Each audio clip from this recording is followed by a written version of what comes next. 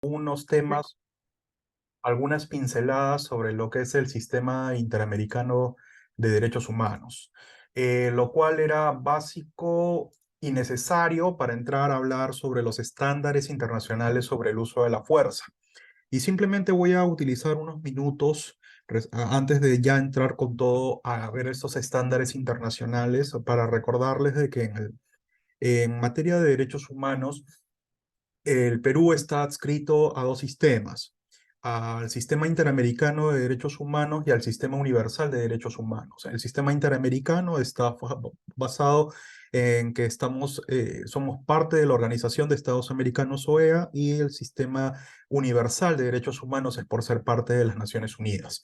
En consecuencia, ya los estándares internacionales sobre el uso de la fuerza y en realidad cualquier estándar internacional que tenga que ver con derechos humanos se pueden manejar o se pueden visualizar a nivel universal a través de las Naciones Unidas o a nivel regional a través de las diferentes organizaciones de carácter regional a las cuales está escrito un determinado país. En el caso de Perú, a lo que haya señalado la OEA, ¿no? A través de lo que es la Comisión de Derecho Internacional, perdón, de la Comisión de Derechos Humanos o la Corte Internacional de Derechos Humanos que está en San José de Costa Rica.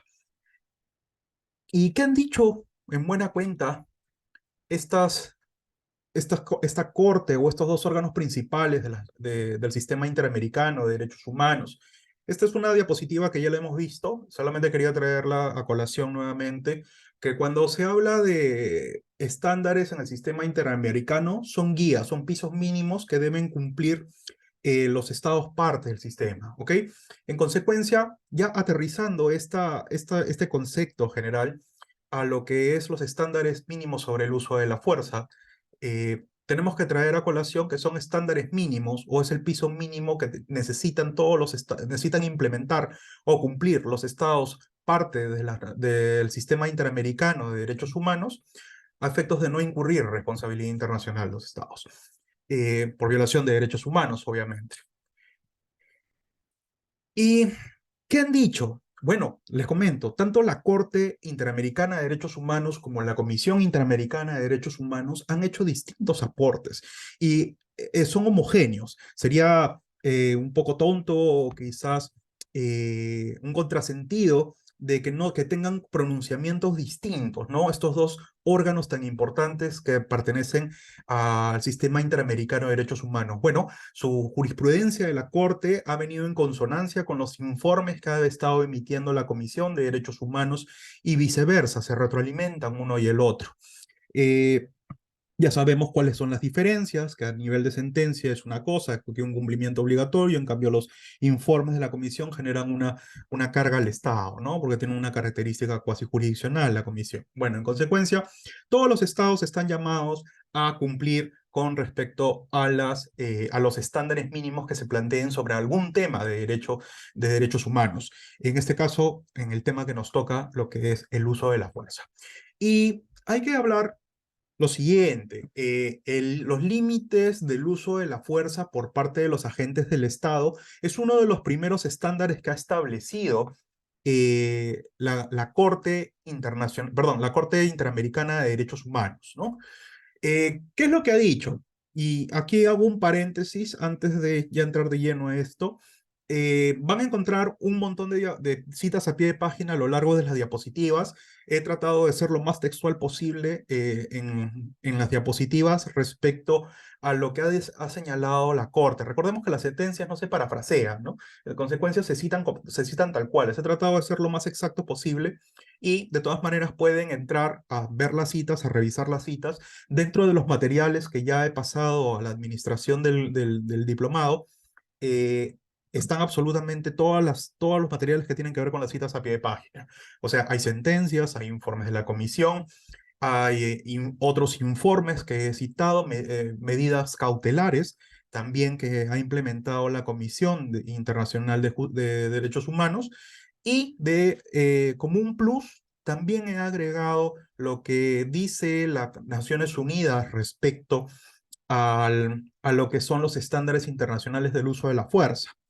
Eh, Y aparte de ello, al finalizar, se van a dar cuenta todos los estándares que se han planteado eh, a nivel internacional, estándares que tiene que cumplir el Estado peruano. También les he pasado la normativa, los decretos legislativos, sus reglamentos y otro un decreto supremo que emitió el MIN respecto a cómo se debe utilizar el uso de la fuerza, tanto por personal de la Policía Nacional de Perú como por las Fuerzas Armadas, y cómo se debe aplicar el uso de la fuerza en poblaciones, en casos de mujeres y poblaciones vulnerables.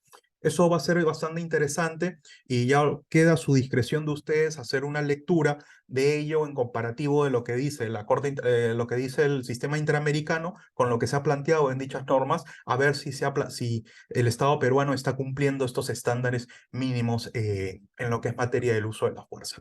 Pero bueno, vamos a ver qué dice la Corte. La Corte ha reconocido que los estados tienen el derecho a emplear legítimamente la fuerza para cumplir con su obligación de garantizar la seguridad y mantener el orden público dentro de su territorio. Incluso, y aquí hay que hacer un resalte, la fuerza letal, pero también ha sido enfática al señalar los límites a lo que debe estar sujeto el uso de la fuerza, sin importar la gravedad de ciertas acciones ni la culpabilidad de sus autores. Tenemos que empezar de saque a señalar de que el uso de la fuerza siempre va a ser de última ratio en el sistema interamericano. Siempre se van a buscar adoptar cualquier otro tipo de medidas antes que el uso de la fuerza. Entonces, lo primero que tienen que dar, así como en el derecho penal es de última ratio, es el uso de la fuerza dentro del marco del sistema interamericano, es de última ratio también. ¿Qué más nos dice la Corte? En ese sentido, la Corte ha señalado que el uso de la fuerza por parte de los cuerpos de seguridad estatales debe estar definido por la excepcionalidad y debe ser planeado y limitado proporcionalmente por las autoridades. Más adelante vamos a ver las características de la utilización del uso de la fuerza, pero aquí ya la Corte empieza a plasmar un poco sobre lo que significa utilización del uso de la fuerza. Ya hemos dicho que es de última ratio, por tanto, su carácter es excepcional. Y ojo, se requiere de que antes de implementar el uso de la fuerza, este debe ser planeado y limitado proporcionalmente por las autoridades. Si ustedes revisan cualquier declaratoria de estado de emergencia que normalmente se realiza con decreto supremo de PCM, en el cual refrenda Ministerio del Interior, refrenda Ministerio de Justicia, refrenda el Ministerio de Defensa, van a encontrar ciertos aspectos sobre estos temas. ¿Okay? Los invito a hacer la lectura correspondiente. En el peruano, normalmente, últimamente, en las últimas semanas, vienen saliendo diferentes normas, al menos una o dos veces a la semana, sobre declaratorias de estado de emergencia. Y ahora vamos a incidir un poco más sobre ello. Entonces, ¿qué nos dice? ¿Qué otra cosa nos dice la Corte? Dice, el uso de la fuerza debe ser la última ratio, lo que ya les venía diciendo, ya que puede ser usada solo cuando se han agotado y fracasado todos los demás medios. Perfecto. Hay que tener en consideración que las Naciones Unidas aprobó hace algunos años atrás, en 1990, ya tiene algunas décadas este instrumento internacional, lo que se llaman los principios básicos sobre el empleo de la fuerza de las armas de fuego por los funcionarios encargados de cumplir la ley para determinar los límites al uso de la fuerza. En consecuencia, todo lo que se ha venido desarrollando en la Comisión y en la Corte en los últimos años nace de este instrumento internacional. Ustedes también lo tienen dentro de los materiales que he compartido. Es importante su lectura para conocer más o menos lo que maquinaba las Naciones Unidas en 1990 al respecto y quizás verificar si ese instrumento necesita una actualización, digámoslo así, 2.0 al día de hoy. Pero cabe señalar de que es bastante completo, bastante completo hasta la actualidad y sus mandamientos siguen todavía vigentes. ¿Qué nos dice? A partir de ese instrumento internacional ha señalado que los agentes estatales no pueden usar armas de fuego contra las personas, salvo en los siguientes supuestos: defensa propia, defensa de otras personas, en caso de un peligro inminente de muerte o lesiones graves, con el fin de evitar la comisión de un delito grave que ponga en peligro el derecho a la vida, con el propósito de detener a una persona que represente un peligro y que ponga resistencia o para impedir su fuga. Acá me vienen algunas cosas. Todos nosotros hemos sido testigos y hemos verificado en noticias, en el marco de las marchas que se iniciaron en diciembre con el tema del autogolpe de Estado del expresidente Castillo, de que hubieron muchos desmanes, hubieron lesiones a la policía, hubieron soldados ahogados que se lanzaron al río, me parece en Huancayo, y murieron alrededor de 3 o 4 soldados. ¿Por qué? porque el Estado peruano señaló de que no podían utilizar el uso de armas de fuego contra la población. Sí, es cierto, fue la orden correspondiente en ese momento, hubieron víctimas, recuerdo el caso del policía quemado vivo dentro del patrullero, en Puno me parece que pasó. En consecuencia, si bien había una norma, esa norma de cierta manera transgredía estos estándares internacionales. ¿Por qué? Porque si el propio estándar internacional dice o señala de que existen ciertas justificantes para la utilización de armas de fuego contra las personas, bueno, todos ellos tenían que defender su vida, ¿no? Era defensa propia o incluso defensa de otras personas. Pero bueno, pasaron estos desmanes. El- si bien fue una orden o costo político bastante duro, costó vidas y vidas que no se van a recuperar, ¿no?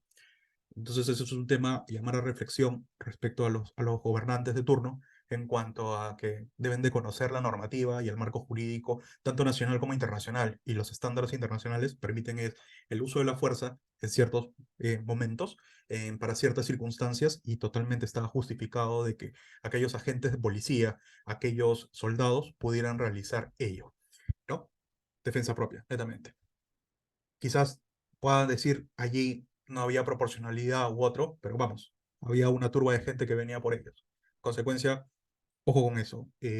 Todos nosotros somos abogados, tendemos a proteger derechos humanos, pero netamente aquí el estándar califica la posibilidad de utilización del uso de armas de fuego en ciertas circunstancias. Seguimos. ¿Qué nos dice?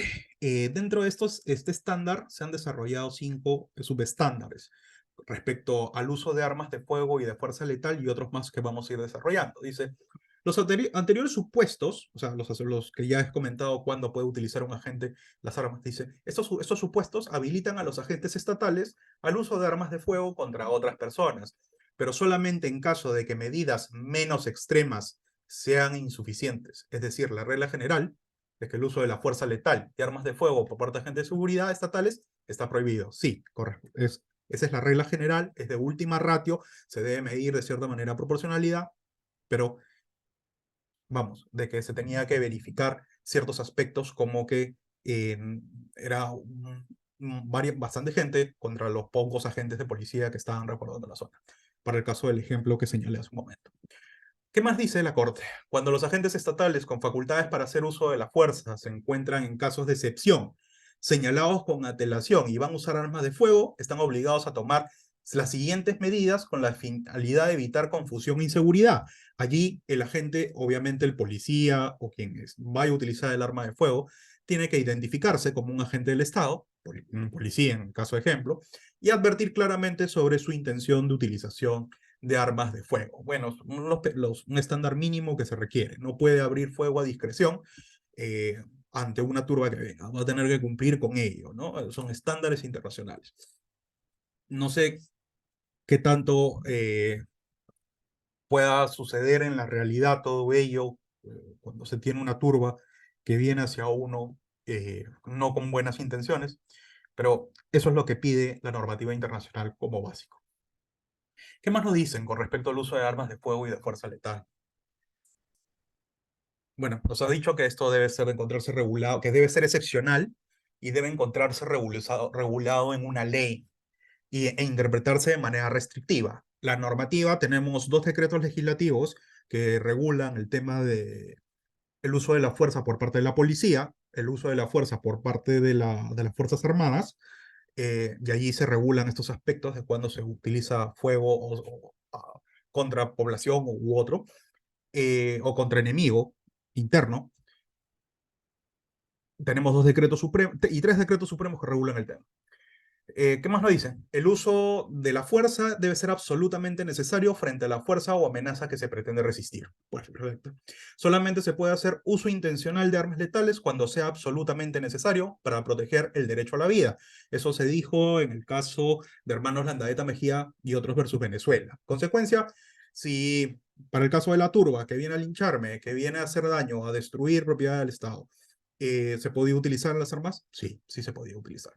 ¿Qué más nos dice? Nos dice en el caso Nadegue Dos Hermana y versus República Dominicana que es obligación de los estados dotar a los agentes de distintos tipos de armas, municiones y equipos de protección que le permitan adecuar materialmente su reacción de forma proporcional a los hechos en que deban intervenir, restringiendo en la mayor medida el uso de armas letales que puedan ocasionar lesión o muerte. Ya, aquí hay una crítica que se tiene que tener en consideración debido a que nuestra policía, a diferencia de policía de otros países en los cuales le dan gas pimienta, en los cuales le dan eh, lámparas que se abren, que son de tres cuerpos, o otro tipo de instrumentos para eh, poder protegerse, ¿ok? Para poder protegerse y hacer uso de la fuerza, que son armas no letales o tienen el teaser eléctrico u otros más.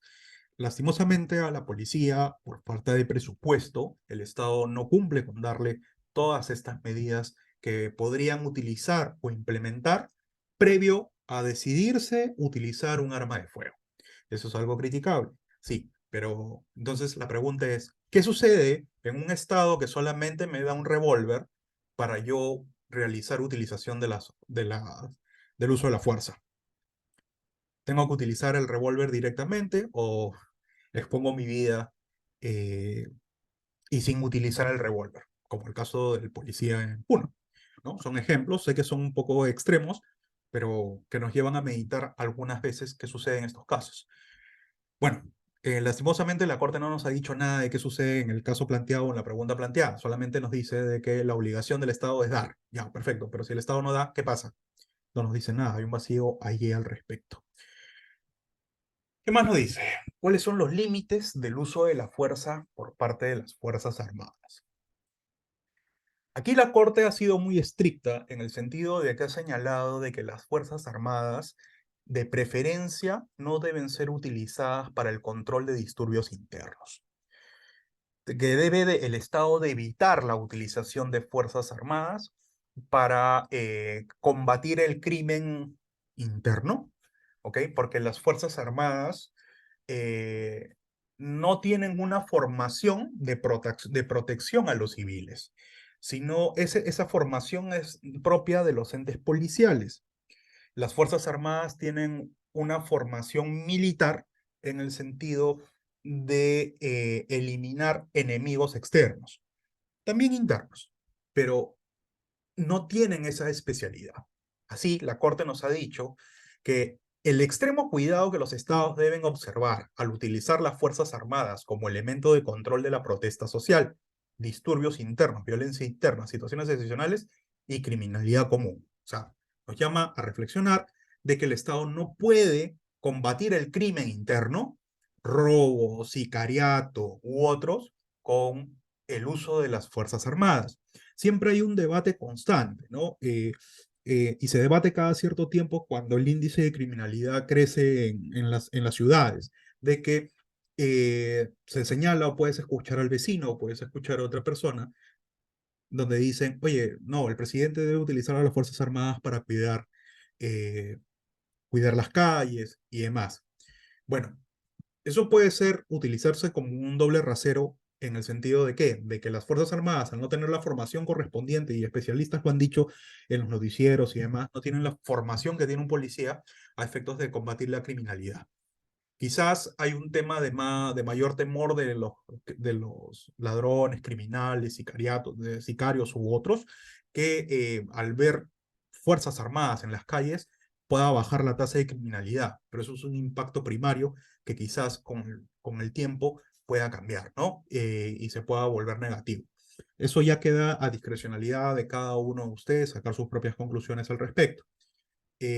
¿Qué más nos dice la Corte? En el caso excepcional de participación de las Fuerzas Armadas, o sea, si participan las Fuerzas Armadas en materia de seguridad, el Estado debe garantizar que los medios y métodos utilizados sean convencionales, es decir, en el marco de un respeto absoluto de los derechos humanos, con énfasis especial en el derecho a la vida y la integridad personal. Eh, Recuerdo el caso cuando las Fuerzas Armadas salieron y resguardaban las calles durante el tiempo de la COVID-19. Justamente por falta de preparación quizás, hubieron quizás un abuso de derecho, por así llamarlo, con respecto al uso de la fuerza, en algunos casos. Que si más allá de si estaba bien merecido o no bien merecido lo que pasaba, eh, podríamos decirlo así, golpeaban a la gente en algunos lugares, si se lo merecían o no, no voy a entrar en ese detalle, eh, o se les pasaba la mano algunas veces. Eh, Allí habría que quizás debatir un poco más sobre lo que son estos límites del uso de la fuerza, porque la sencilla razón de que no tienen la formación. Lastimosamente, en las escuelas militares, si bien hay cursos, con amigos militares he conversado este tema, hay cursos de derechos humanos y demás, con el tiempo, con el paso del tiempo quizás no lo toman muy en cuenta, ¿no? Y se deben de tener estas eh, charlas, capacitaciones en materia de derechos humanos y para las intervenciones que realizan con respecto al caso de uso de la fuerza, especialmente en estados de excepción, ¿no? Sigamos, por favor. ¿Qué otra cosa nos dice la Corte Interamericana sobre otro subestándar? Nos habla de la prohibición de la violencia sexual en el uso de la fuerza por parte de las fuerzas de seguridad. En un caso del año 2015, caso Espinosa González versus Perú, ya la Corte Interamericana se pronunció por primera vez sobre el estándar en materia de límites del uso de la fuerza por agentes estatales y el derecho humano de las mujeres a una vida libre de violencia. Y nos dice la Corte que en ningún caso el uso de la violencia sexual es una medida permisible en el uso de la fuerza por parte de las fuerzas de seguridad. Eh, Cuando suceden estados de emergencia, y por eso el Ministerio de la Mujer y Poblaciones Vulnerables emite esta norma, que es un decreto supremo del año 2020, en el cual se establecen lineamientos para la atención de mujeres y población vulnerable en caso de emergencias, emergencia nacional y otros. Estoy parafraseando la norma, ese no es el nombre exacto, pero más o menos es la idea. Eh, Se había visto en base a evaluaciones y estudios que se realizaron de que en situaciones cuando se declara un estado de emergencia, ya sea por inseguridad, ya sea por alta criminalidad u otro, eh, la tasa de violaciones sexuales subía, ¿ok? Y no solamente violaciones sexuales, había maltratos a las mujeres y demás. Y no solamente por parte de criminales o demás, sino también incluso por parte eh, de gente que está llamada a garantizar los derechos de esas personas, de la mujer y de las personas vulnerables. En consecuencia, es por eso de que el MIN emite esos lineamientos, esa normativa al respecto en el año 2020, en el marco de lo que ya la Corte Interamericana venía diseñando sobre ello. ¿Qué más nos dice la Corte? La Corte Interamericana se ha pronunciado en otros casos sobre violencia sexual y la ha definido como acciones de naturaleza sexual que se cometen en una persona sin su consentimiento, que además de comprender la invasión física del cuerpo humano, pueden incluir actos que no involucren penetración o incluso contacto físico alguno. El Perú, nuevamente, somos bastante, la Corte Interamericana ha desarrollado jurisprudencia en base a nosotros y ha desarrollado estándar de uso de la fuerza. Nos hablan del caso de Castro Castro, el penal Castro Castro, donde se habla de que un acto de violencia sexual fue considerado de que a ciertas mujeres que estaban en el penal las desnudaron y estaban todas siendo observadas por los soldados que estaban en el penal, ¿no? Que habían tomado el penal. Entonces, ¿qué nos dice la Corte? Estando rodeadas de hombres armados quienes aparentemente eran miembros de las fuerzas de seguridad del Estado, estas mujeres estaban desnudas, lo que califica ese tratamiento de violencia sexual. Es que las mujeres fueron constantemente observadas por hombres mientras se encontraban desnudas, ¿no? Asimismo, la Corte ha señalado que la violación sexual es una forma paradigmática de violencia en contra de las mujeres, pero no es la única. También hay violencia sexual. La violación sexual cometida por un agente estatal en contra de una mujer detenida es particularmente grave debido a la vulnerabilidad en la que se encuentra la víctima y al abuso de poder desplegado por el agente. Acá viene el tema, justamente. Las personas, funcionarios, servidores públicos llamados a brindar un tipo de protección especial a gente, a mujeres y a poblaciones vulnerables, justamente por su carácter de garante de derechos, de asegurar sus garantes, tiene una responsabilidad particularmente agravada, ¿no? Y eso hay que considerarlo. O sea, policía de que realiza este tipo de actos, fuerzas militares que realizan este tipo de actos, tienen una responsabilidad penal agravada, ¿no? Particularmente agravada. Esto pasaba bastante en los años 80, donde, bueno, los casos por terrorismo y demás, las Fuerzas Armadas desplegaron la fuerza, digamos, hacían uso de la fuerza indistintamente, sin muchos parámetros, ¿no? Ya son famosos los distintos los casos que están que son de conocimiento público, que han llegado a la Corte Internacional de Justicia, perdón, a la Corte Interamericana de Derechos Humanos sobre lo que ha pasado. Incluso hay un caso, el caso Bustios, ¿no? En el cual hace poco sentenciaron a un ex candidato a presidente, ¿no? Y en ese momento está en el penal, ¿no? Por un caso de violación. Entonces, casos hay muchos. La jurisprudencia va tratando de elaborar estándares conforme va revisando la casuística en el tiempo. Seguimos. Hay dos casos mexicanos donde también la Corte Interamericana desarrolla temas de violencia sexual, ¿no? Perdón, ¿cómo se califica la violación sexual? Es el caso de Inés Fernández Ortega y de Valentina Rosendo Cantú.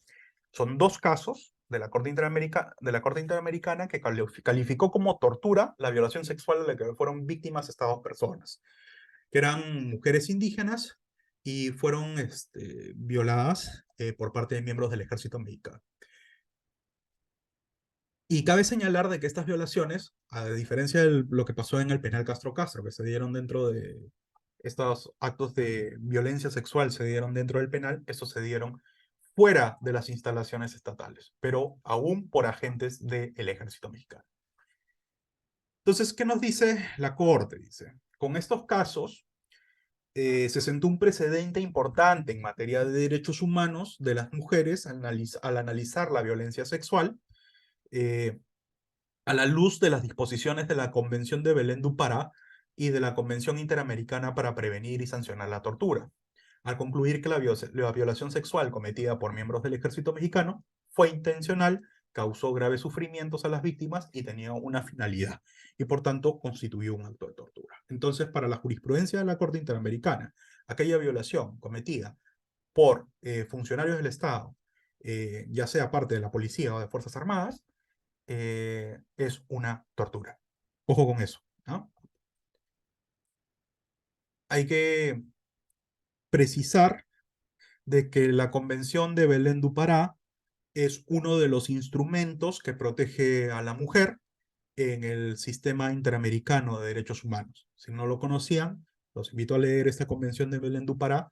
Recordemos que son 16 los instrumentos del sistema interamericano, siendo esta convención uno de ellos.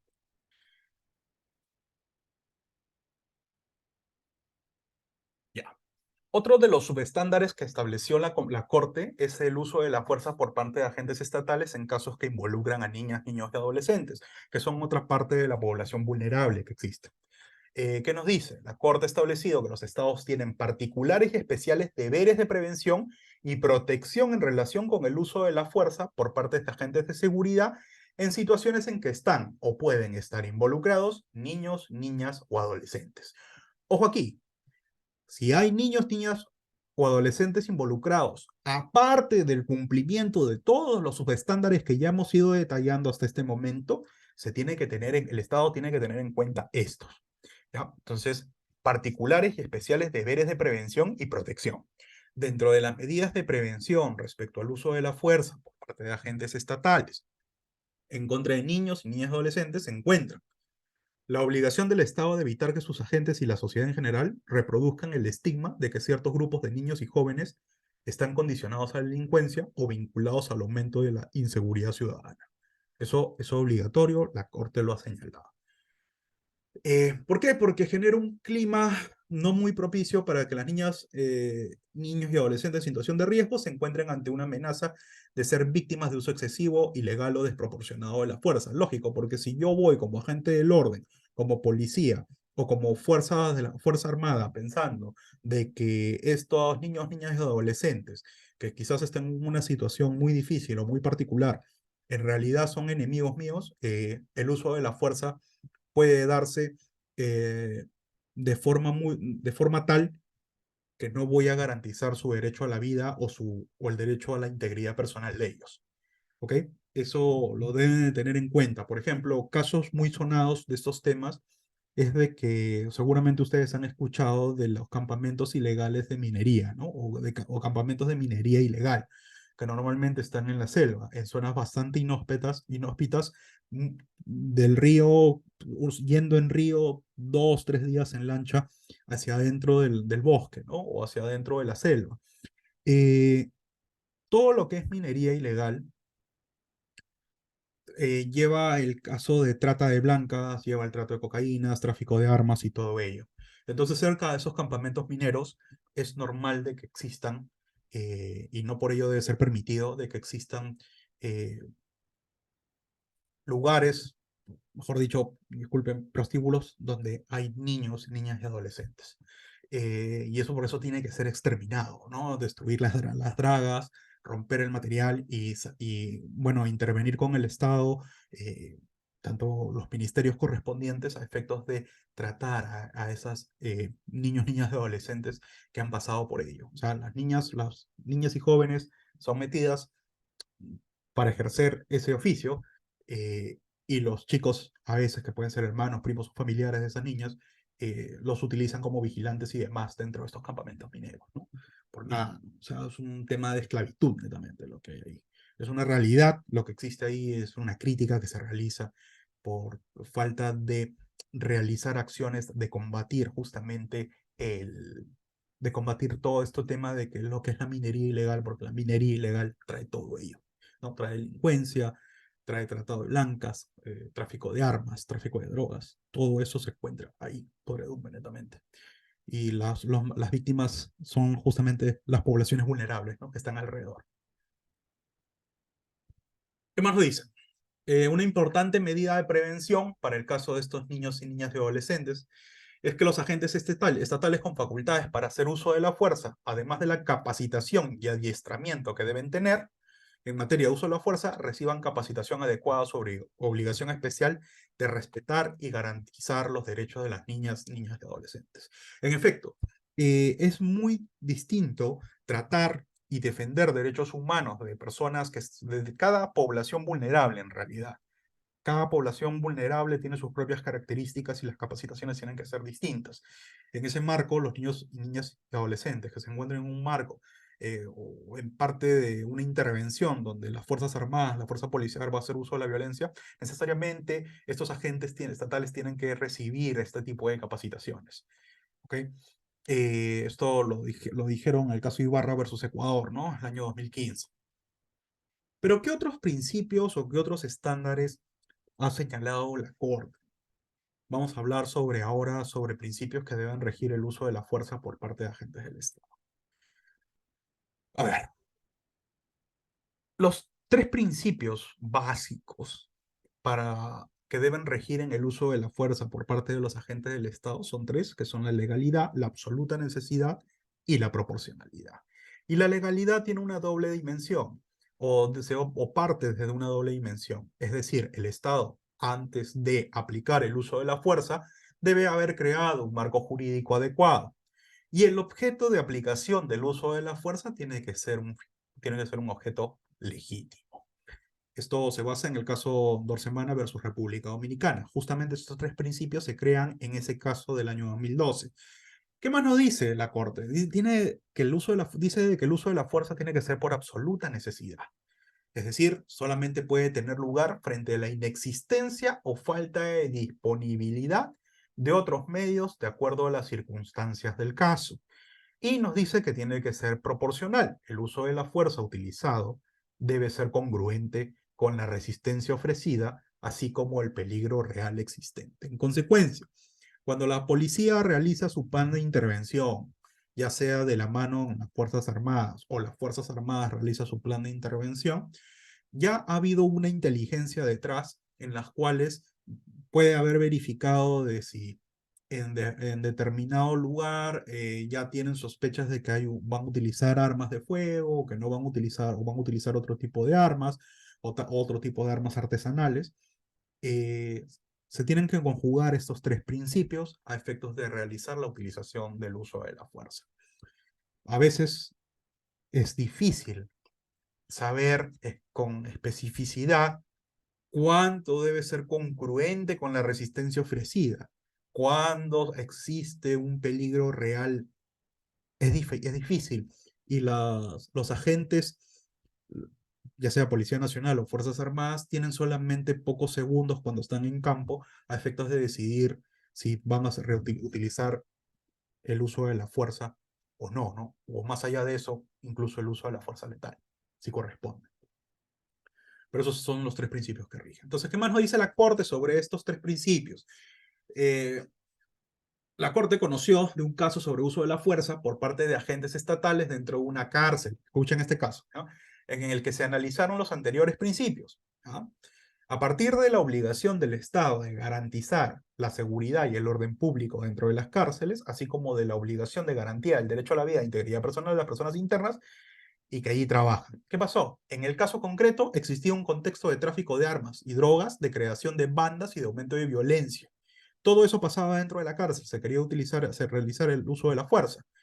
Pero ¿qué nos dijo la Corte? El Estado no podía desbordar el uso de la fuerza con consecuencias letales para los internos en centros penitenciarios, justificándose en la existencia de ese contexto, pues implicaría desconocer la obligación de prevención del Estado, así como su responsabilidad en la creación de esas condiciones. En otras palabras, le estaba diciendo, no importa las condiciones que existan dentro del penal, tú no puedes utilizar fuerza letal contra esa población. Precaución y prevención en el uso de la fuerza. Los tres principios ya antes mencionados en el caso Tarazona-Arrieta señalan de que están dirigidos a situaciones en las cuales el uso de la fuerza tiene algún objetivo o fin preestablecido. En el caso, imaginemos, de un estado de emergencia, devolver el orden, ¿no? Lo cual estuvo ausente en el presente caso por el carácter accidental del disparo, para el caso de Tarazona-Arrieta. Entonces, si voy a utilizar el uso de la fuerza en el marco de un plan preestablecido a efectos de devolver el orden social, bueno, la Corte nos dice no habría problema.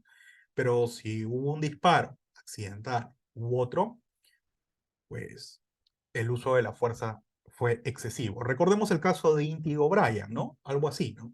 Entonces, más allá de si no se determinó quién pudo disparar, pero el caso estaba diciendo de que las armas vinieron de la policía, bueno, la policía se defendía, no voy a decir quién es responsable o no, ya la justicia determinó. En consecuencia, en el hipotético caso de que en el caso de Inti O'Brien, el arma de disparo hubiera sido dado, hubiera sido realizado, el disparo hubiera sido realizado por las fuerzas policiales, bueno, ahí había un uso excesivo de la fuerza y eso es lo que recoge la Corte. Ah, acá nos habla la Corte, en el caso Tarazona-Arrieta, desarrolla de que en casos de uso de la fuerza accidental por parte de agentes estatales, de valorarse el cumplimiento de las fuerzas de seguridad del Estado de sus obligaciones de prevención y precaución sobre el uso de la fuerza, y desarrolla 5 elementos de precaución, los cuales son contar con una serie de métodos lo más amplia posible para evitar el uso de armas de fuego y de fuerza letal.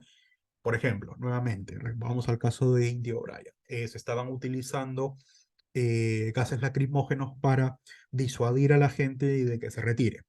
Ya. Entonces constituía elementos para evitar el uso de armas de fuego y de fuerza letal. Dotar a los funcionarios públicos facultados para el uso de armas de fuego de distintos tipos de armas y municiones para que puedan hacer un uso diferenciado de la fuerza y de las armas de fuego. Dentro de este tipo de armas deberían encontrarse armas incapacitantes no letales, como cuáles, balas de goma, eh, quizás granadas aturdidoras, quizás, no soy especialista en eso, pero bueno, retiremos el tema de granadas, pero balas de goma sí, los propios gases lacrimógenos y entre otros tipos de protección.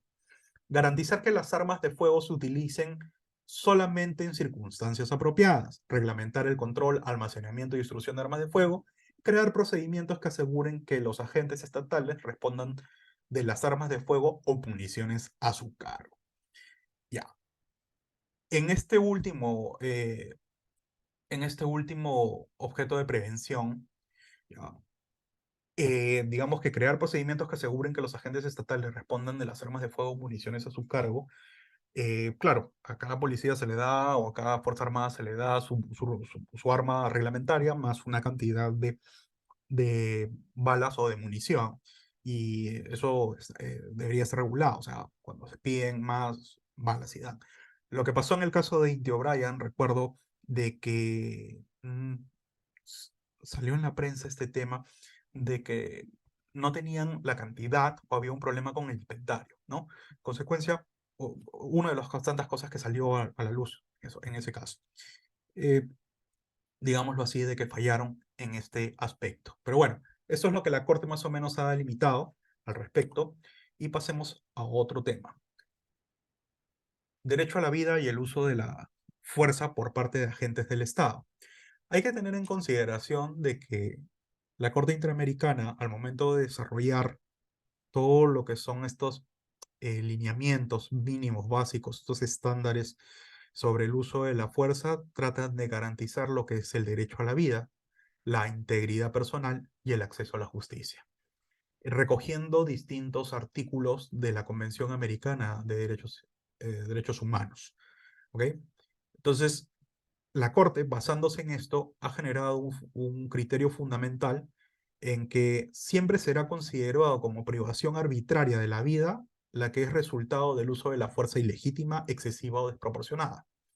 Asimismo, la Corte ha calificado como ejecuciones extrajudiciales las generadas por el empleo deliberado del uso de armas letales dirigidas a privar de la vida a personas que no representan en definitiva una amenaza. Aquí podemos hablar de varios casos. Imaginemos el caso de la Embajada de Japón, a traer a colación. Eh, Dentro de las investigaciones que se han realizado, se ha señalado de que hubieron ejecuciones extrajudiciales, por un lado. Hay otras versiones en las cuales se ha dicho de que no hubieron ejecuciones extrajudiciales después del operativo Chavín de Huántar, que todos los terroristas murieron en la toma de la embajada. Bueno, por ahí en entrevistas que se realizaron posteriormente, el embajador de Japón en ese entonces dijo de que cuando lo estaban retirando él de la embajada, él vio vivo a diferentes terroristas que que aparecieron muertos y después aparecieron con balas en la cabeza, ¿no? Entonces, netamente, podría decirse de que parecería de que hubo una ejecución extrajudicial. Parecería. Ya esas investigaciones se dieron, cerraron unos casos y ya. Pero podría ser un buen ejemplo de ello, ¿no? Seguimos. ¿Qué más nos dice la Corte sobre la protección al derecho a la vida? Que el derecho a la vida forma parte del núcleo de derechos inderogables, o sea, forma parte del núcleo duro de los derechos humanos y no puede suspenderse bajo ningún supuesto o justificación. Por tanto, el Estado no podría justificar la privación de la vida de una persona como resultado del uso de la fuerza ilegítima, excesiva o desproporcional. En la guerra, ojo, como dicen las siguientes circunstancias, en la guerra, peligro público, amenazas de seguridad, en su seguridad, en todos los casos anteriores nos encontraremos ante una privación arbitraria de la vida. En consecuencia, netamente, que la Corte, al defender derechos humanos, obviamente tiene que garantizar derechos fundamentales o que forman parte del núcleo duro, como es el derecho a la vida, el derecho a la integridad y a la seguridad. ¿Qué más nos dice la Corte? La Corte ha señalado que para garantizar el derecho a la vida de las personas bajo su jurisdicción, los estados tienen las siguientes obligaciones concretas respecto a agencias estatales que tienen atribuido el uso legítimo de la fuerza. Contar con un marco normativo que regule adecuadamente el uso de la fuerza por parte de agentes estatales. Capacitar y entrenar a los agentes estatales en el uso de la fuerza. Vigilar que los cuerpos de seguridad respeten el derecho a la vida de quienes se encuentren bajo su jurisdicción. Establecer un sistema de justicia efectivo para investigar, sancionar y reparar el uso de la fuerza ilegítima, excesiva o desproporcional por parte de agentes estatales. Recordemos de que si un agente estatal incumple y realiza uso excesivo del uso de la fuerza, su responsabilidad se ve agravada. ¿Por qué? Porque en él está deteniéndose el uso adecuado, detenta el uso adecuado de la fuerza. Por tanto, es necesaria su capacitación, por tanto, es necesario tener un marco normativo específico. Y por tanto, al ser un agente de la policía o de las Fuerzas Armadas, con mayor razón se necesita de que la investigación sea rápida y que no haya intervención por parte de otros policías respecto a lo que pasó. Y eso lo vamos a ver más adelante, ¿no? Y se busca el deber de justicia penal de investigar, sancionar y reparar. Ojo con ella. ¿Qué más tenemos? La Corte, a partir del contenido de los principios sobre el empleo de la fuerza y de las armas de fuego por los funcionarios encargados de hacer cumplir la ley, ha establecido directrices específicas para las normas y reglamentaciones sobre el empleo de armas de fuego por agentes estatales. Consecuencia, los invito aquí a hacer el comparativo con estos estándares o estas directrices específicas con la normativa que ha emitido el Estado peruano y que se las he compartido entre los materiales. ¿Qué nos dice? Especificar, en primer lugar, que las circunstancias en las que los funcionarios están autorizados a portar armas de fuego. Establecer los tipos de armas de fuego o municiones autorizadas. Asegurar que las armas de fuego se utilicen solamente en circunstancias apropiadas y de tal forma que se disminuya el riesgo de daños innecesarios. Aquí hago un paréntesis. Recordemos de que se tiene que evitar el uso de armas que puedan ocasionar, armas de fuego que puedan ocasionar mayor dolor del establecido, ¿no? Es decir, una cosa es impactar a alguien con una bala normal, que es una bala de plomo, pero otras son utilizar armas que están prohibidas incluso en época de guerra porque causan excesivo dolor o sufrimiento, lo cual puede ser calificado como una especie de tortura. Hablo de las famosas balas Dundum o hablo de las famosas balas con punta explosiva en las cuales al ingresar, al perforar el cuerpo, se fragmentan las balas y causan un daño terrible dentro del organismo, ¿no? Y las balas Dundum que entran en forma de onda, ¿no? Hacia dentro del cuerpo. Entonces, allí se tiene que establecer el tipo de arma de fuego y municiones autorizadas. Eso tiene que ser básico, ¿no? Se busca también prohibir el empleo de armas de fuego y municiones que puedan provocar lesiones no deseadas o signifiquen un riesgo injustificado.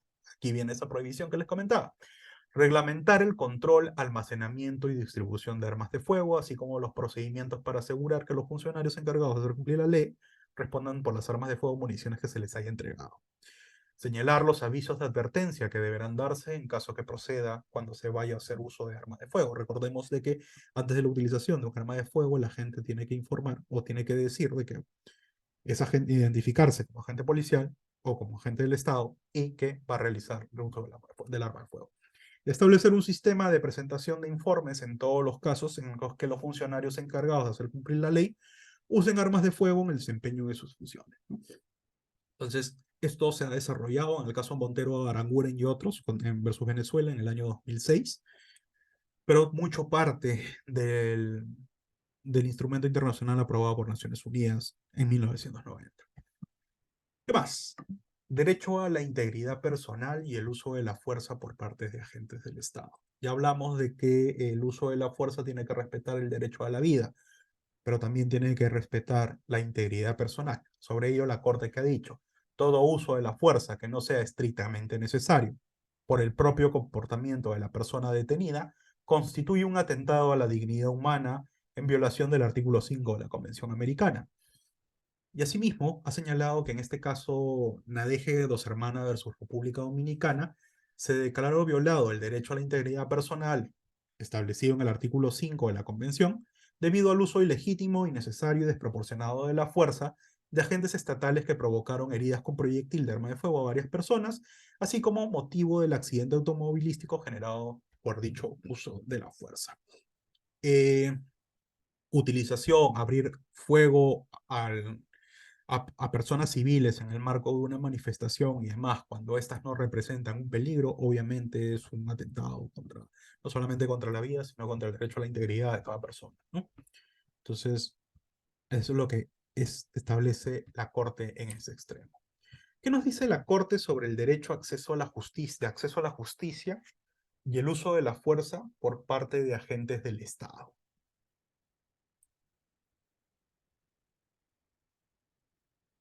Y aquí es importante que los estados hayan establecido normativa específica al respecto.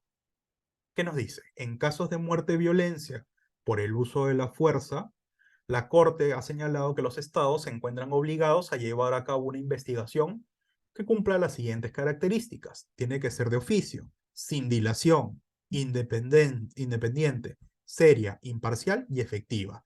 ¿Por qué? Porque sucede de que a veces los órganos que detentan el uso de la fuerza o ejecutan el uso de la fuerza tienden a poder, por hacer espíritu de cuerpo, por así decirlo, pueden llevar a cometer, entorpecer las investigaciones que se vienen realizando. Por eso tiene que ser rápido, sin dilaciones e independiente.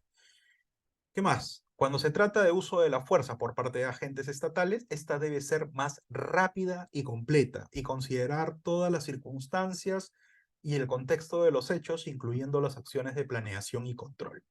Eso es bastante importante. Cuando se dio el caso de Inti O'Brien, dentro del marco de investigaciones que realizó la Fiscalía, el Ministerio Público, se fueron a las acciones de planeación y control con respecto a detener a la turba de gente que estaba realizando estas manifestaciones. Eso fue de público conocimiento, ¿no? Toda intervención tiene que tener un plan y justamente desde el plan partieron para ver qué tipo, cómo iban a ser las intervenciones, el tipo de arma que se iba a utilizar, cuáles iban a ser las medidas disuasorias y también cuáles eran las órdenes que se dieron se podrían dar durante el operativo. Por tanto, en este marco, el Estado se encuentra obligado a investigar, cumpliendo con los estándares señalados en el párrafo anterior, tan pronto tenga conocimiento de que sus agentes de seguridad han hecho uso de armas de fuego con consecuencias letales para determinar si la privación de la vida fue arbitraria o no. La investigación debe encontrarse orientada a cumplir con dos grandes objetivos: la determinación de la verdad, la persecución, captura y enjuiciamiento y eventual sanción de todos los autores. Nuevamente, deber de justicia penal, señores.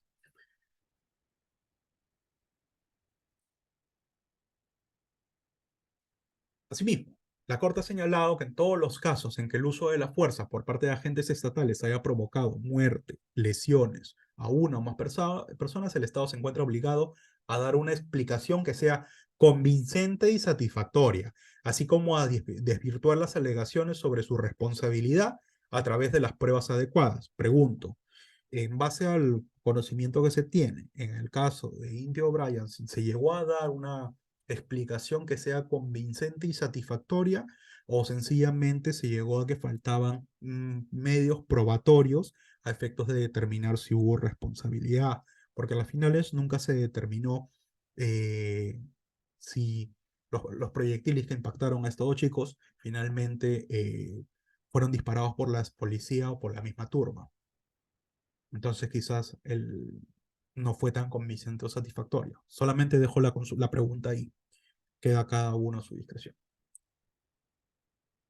¿Qué más nos dice la Corte? La Corte ha establecido subestándares que ha desarrollado frente a actuaciones específicas que los estados deben llevar a cabo para cumplir adecuadamente con su obligación de investigar el uso de la fuerza letal por parte de agentes. ¿Cómo cuáles? Nos ha establecido tres. Y todos esos están en las sentencias de Cruz Sánchez, hermanos Landaeta y Nadegue Dorce. ¿Qué nos dice? Habla sobre el manejo de escena de los hechos y tratamiento de cadáveres, donde debe realizarse las diligencias mínimas para la conservación de los elementos de prueba y evidencias que puedan contribuir al éxito de la investigación. Eh, Creo que en el caso nuevamente de Inti O'Brien, que es el que más tengo a la mente, y disculpen si lo repito mucho, estos chicos reciben el impacto en los cruces de estas dos avenidas, de la avenida Bancay, cerca al parque universitario, y son evacuados. Entonces ahí se perdió quizás el manejo de la escena de los hechos. Estaba muy contaminada porque hubo tiro de piedras o bombas lacrimógenas por un lado u otro. ¿Qué nos dice la Corte? Que estas diligencias se realizan inmediatamente o tan pronto las circunstancias lo permitan. Bueno, se realizaron con posterioridad, ¿no? Al día siguiente o por los posteriores días y bueno, las videocámaras de la zona no estaban, las cámaras de seguridad de la zona no estaban funcionando. Entonces eso entorpeció las investigaciones. ¿Qué más nos dicen? La prueba de balística también es importante. Se debe determinar la cantidad de disparos proferidos por dichas autoridades a efectos de determinar si el uso de la fuerza fue necesario y proporcional. Eh, Nunca se llegó a determinar, si no recuerdo, y quizás ahí sí les voy a agradecer de que si ustedes tienen mayor conocimiento del caso, nos digan si finalmente se determinó si la balística utilizada era por arma artesanal o no era arma artesanal. Eh, pero es bastante importante la utilización de la prueba balística. Y la investigación de los hechos debe conducir, obviamente, a la determinación de grado y modo de participación de todo y cada uno de los agentes estatales que hicieron uso de la fuerza, tanto materiales como intelectuales, y eso ello deberá conllevar a la determinación de la responsabilidad correspondiente de los participantes, ¿no? Bueno, en el plan del operativo debería estar marcado la cantidad de agentes que debía de estar en cierta zona al momento de realizar ciertos actos. Eh, y el tipo de armamento que podían utilizar y ello, ¿no? Que eso ayuda a la investigación, pero bueno, cuando hay tanto desmanes y temas que entorpecen la investigación, bueno, no se llega a buenos resultados, obviamente. ¿Qué más nos dice la Corte? La Corte nos señala que las reparaciones ordenadas en casos de uso de la fuerza por parte de los agentes del Estado. ¿Qué ha dicho la Corte en diferentes sentencias? ¿Cómo repara en caso de violación a los derechos humanos por uso excesivo de la fuerza? Ya sea porque ese uso excesivo causó lesiones o porque causó la muerte de alguna persona. La Corte ha ordenado al Estado conducir eficazmente y con la debida diligencia las investigaciones correspondientes. Deber de justicia penal nuevamente, encaminar a esta investigación debe estar encaminada a identificar, enjuiciar y sancionar a los responsables, para lo cual debe cumplir las siguientes medidas específicas. Todas las autoridades se encuentran obligadas a colaborar en la recolección de la prueba, así como a no obstruir la investigación. Asegurar el pleno acceso y capacidad de actuar de los familiares en todas las etapas de la investigación. No utilizar figuras como la amnistía, prescripción y retroactividad de la ley penal, cosa juzgada, ne bis in idem o cualquier eximente de responsabilidad. Eso genera responsabilidad internacional del Estado. Garantizar que el caso sea procesado en la jurisdicción ordinaria, es decir, que no se utilice jurisdicción militar. Obvio, pues, porque si se utiliza la jurisdicción militar en casos de militares que han utilizado el uso excesivo de la fuerza, quizás se termine justificando el tema. Divulgar públicamente los resultados de los procesos para que la sociedad conozca la verdad de lo sucedido. ¿Qué más? Nos vamos a las formas de reparación, independientemente de lo que es la indemnización o, bueno, aquí no califica, no cabe la restitución en íntegrum, no podemos retroceder el tiempo y regresar al estado de las cosas a como era con anterioridad a la violación del derecho humano. Eh, la Corte ha hecho especial incidencia y es muy rica en la cantidad de casos en las cuales ha desarrollado lo que son otras medidas adicionales a la reparación como tal o indemnización a efectos de sancionar a los estados. Entonces, ¿qué nos ha dicho? Que como medidas de reparación, dentro del marco de garantías de no repetición, el Estado puede adecuar su legislación nacional, así como vigilar a los cuerpos de seguridad que pueden hacer uso de la fuerza legítima para que respeten el derecho a la vida de las personas que se encuentran bajo su jurisdicción. Pero también ha ordenado otro tipo de medidas, como implementar políticas internas tratándose del uso de la fuerza por parte de sus agentes, buscar estrategias para implementar los principios básicos sobre el empleo de la fuerza y las armas de fuego de los funcionarios encargados de hacer cumplir la ley. Este es el instrumento internacional de Naciones Unidas, ¿ya? Para hacer uso adecuado del uso de la fuerza. Capacitar a los agentes estatales para que conozcan las disposiciones legales que permitan el uso de las armas de fuego. Es decir, todo agente estatal mínimamente, si es de la policía, debe conocer el decreto legislativo correspondiente sobre uso de la fuerza, su reglamento, eso como mínimo.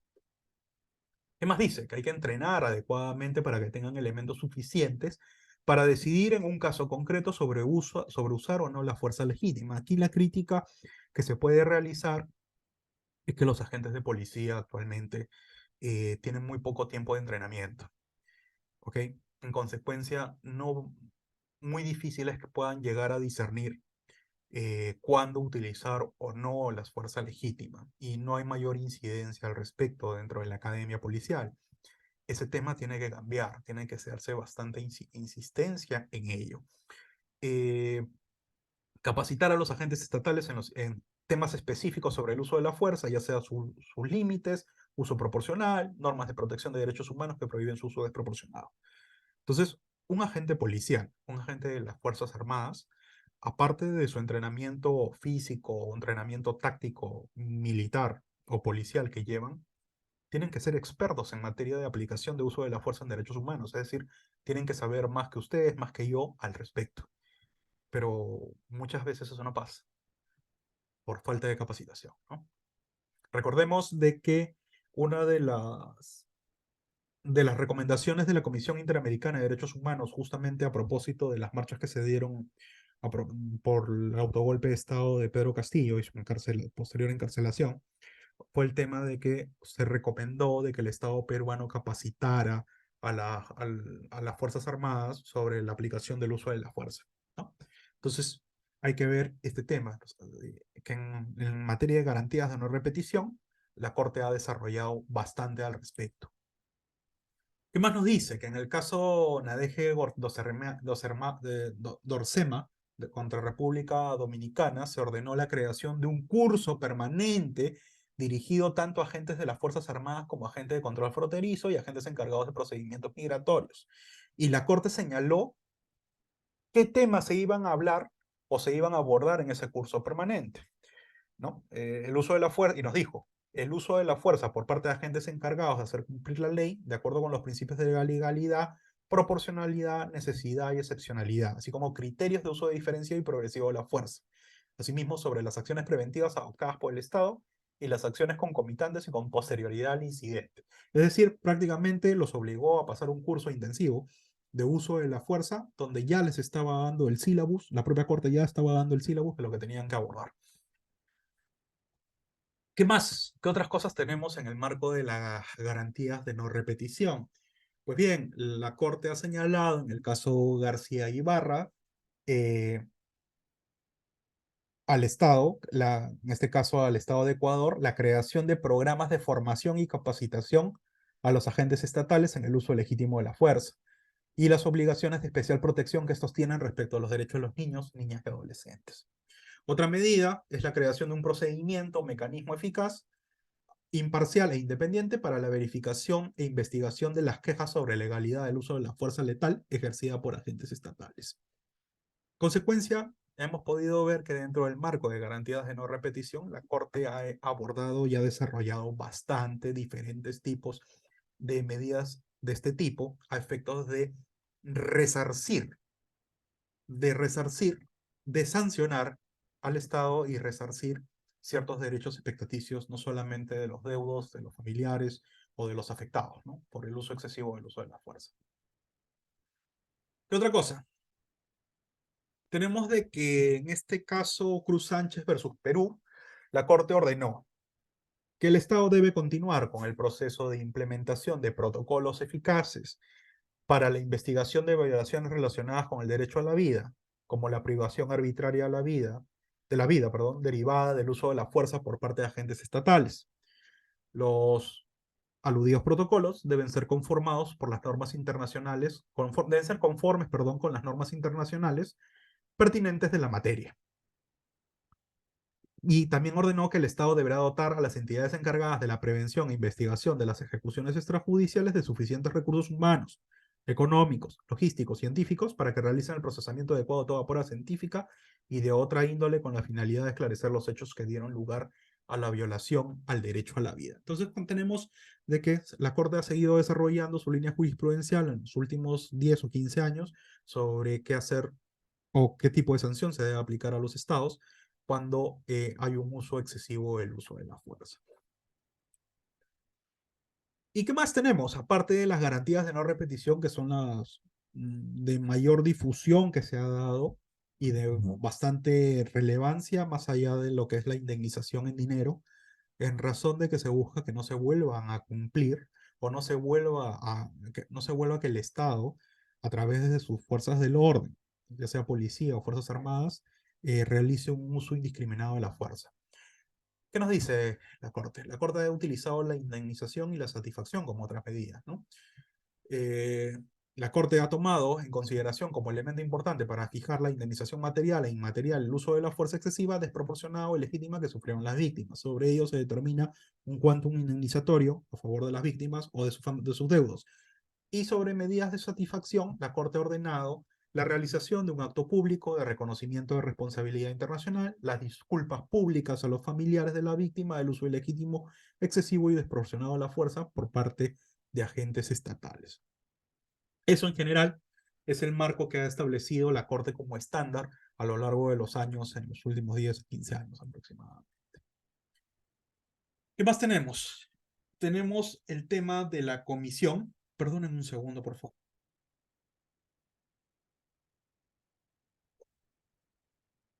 Tenemos que la Comisión Interamericana de Derechos Humanos también ha desarrollado otros aspectos respecto al uso de la fuerza. Eh, si bien les decía en un principio, al momento de iniciar esta sesión, de que tanto la Corte como la Comisión vienen realizando pronunciamientos homogéneos y todo lo que ahora o hace unos minutos o hasta la diapositiva anterior le señalaba como sentencias de la Corte, eso ya venía con un desarrollo anterior a través de los informes de la Comisión Interamericana de Derechos Humanos.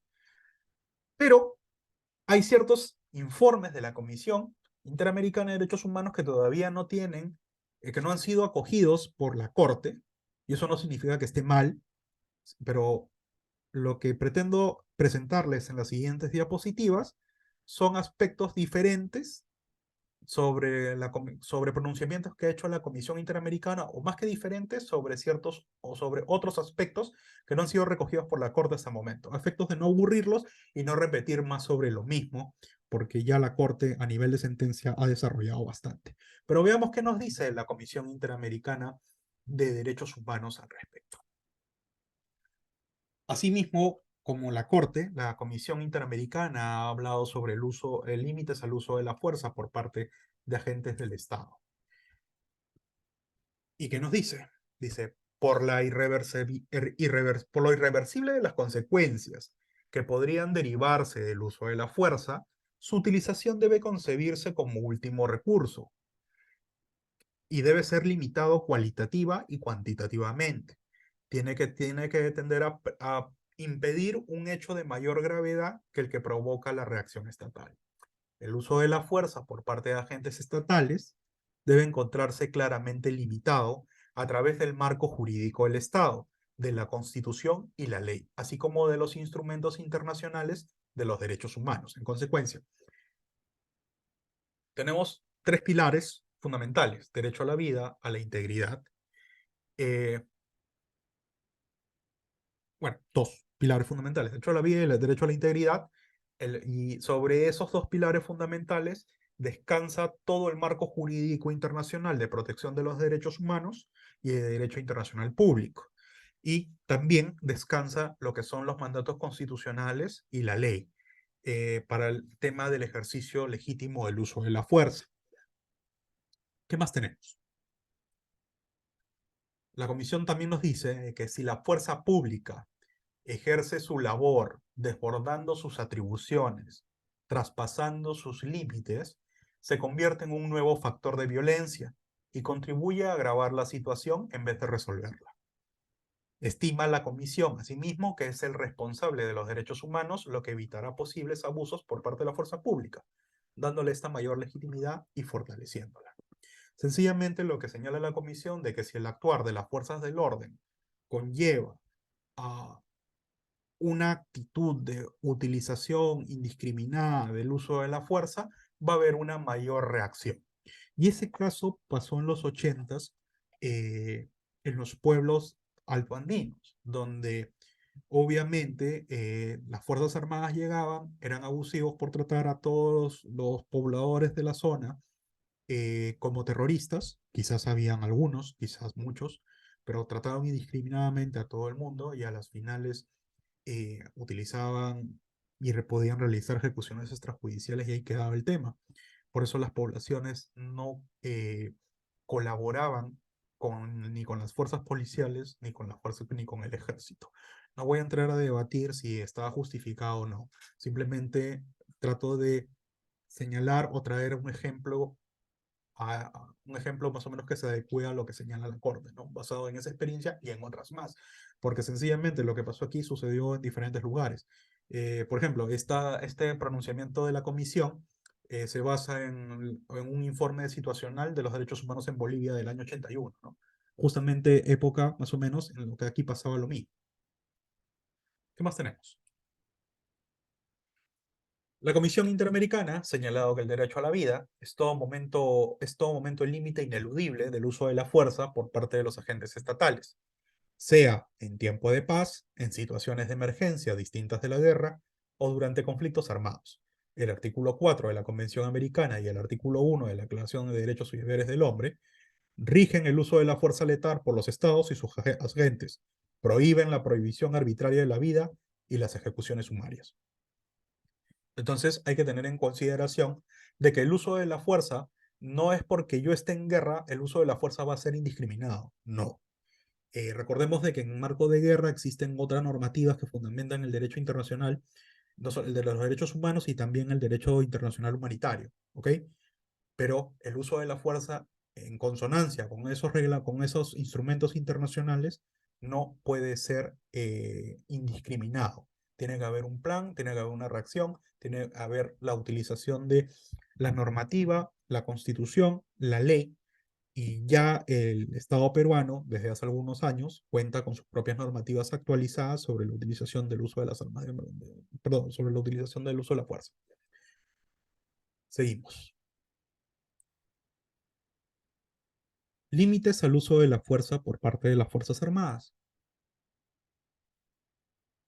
La Comisión ha enfatizado que para el respeto y garantía de los derechos humanos reconocidos en la Convención Americana, es necesaria una separación clara y precisa entre la seguridad interior y la defensa nacional.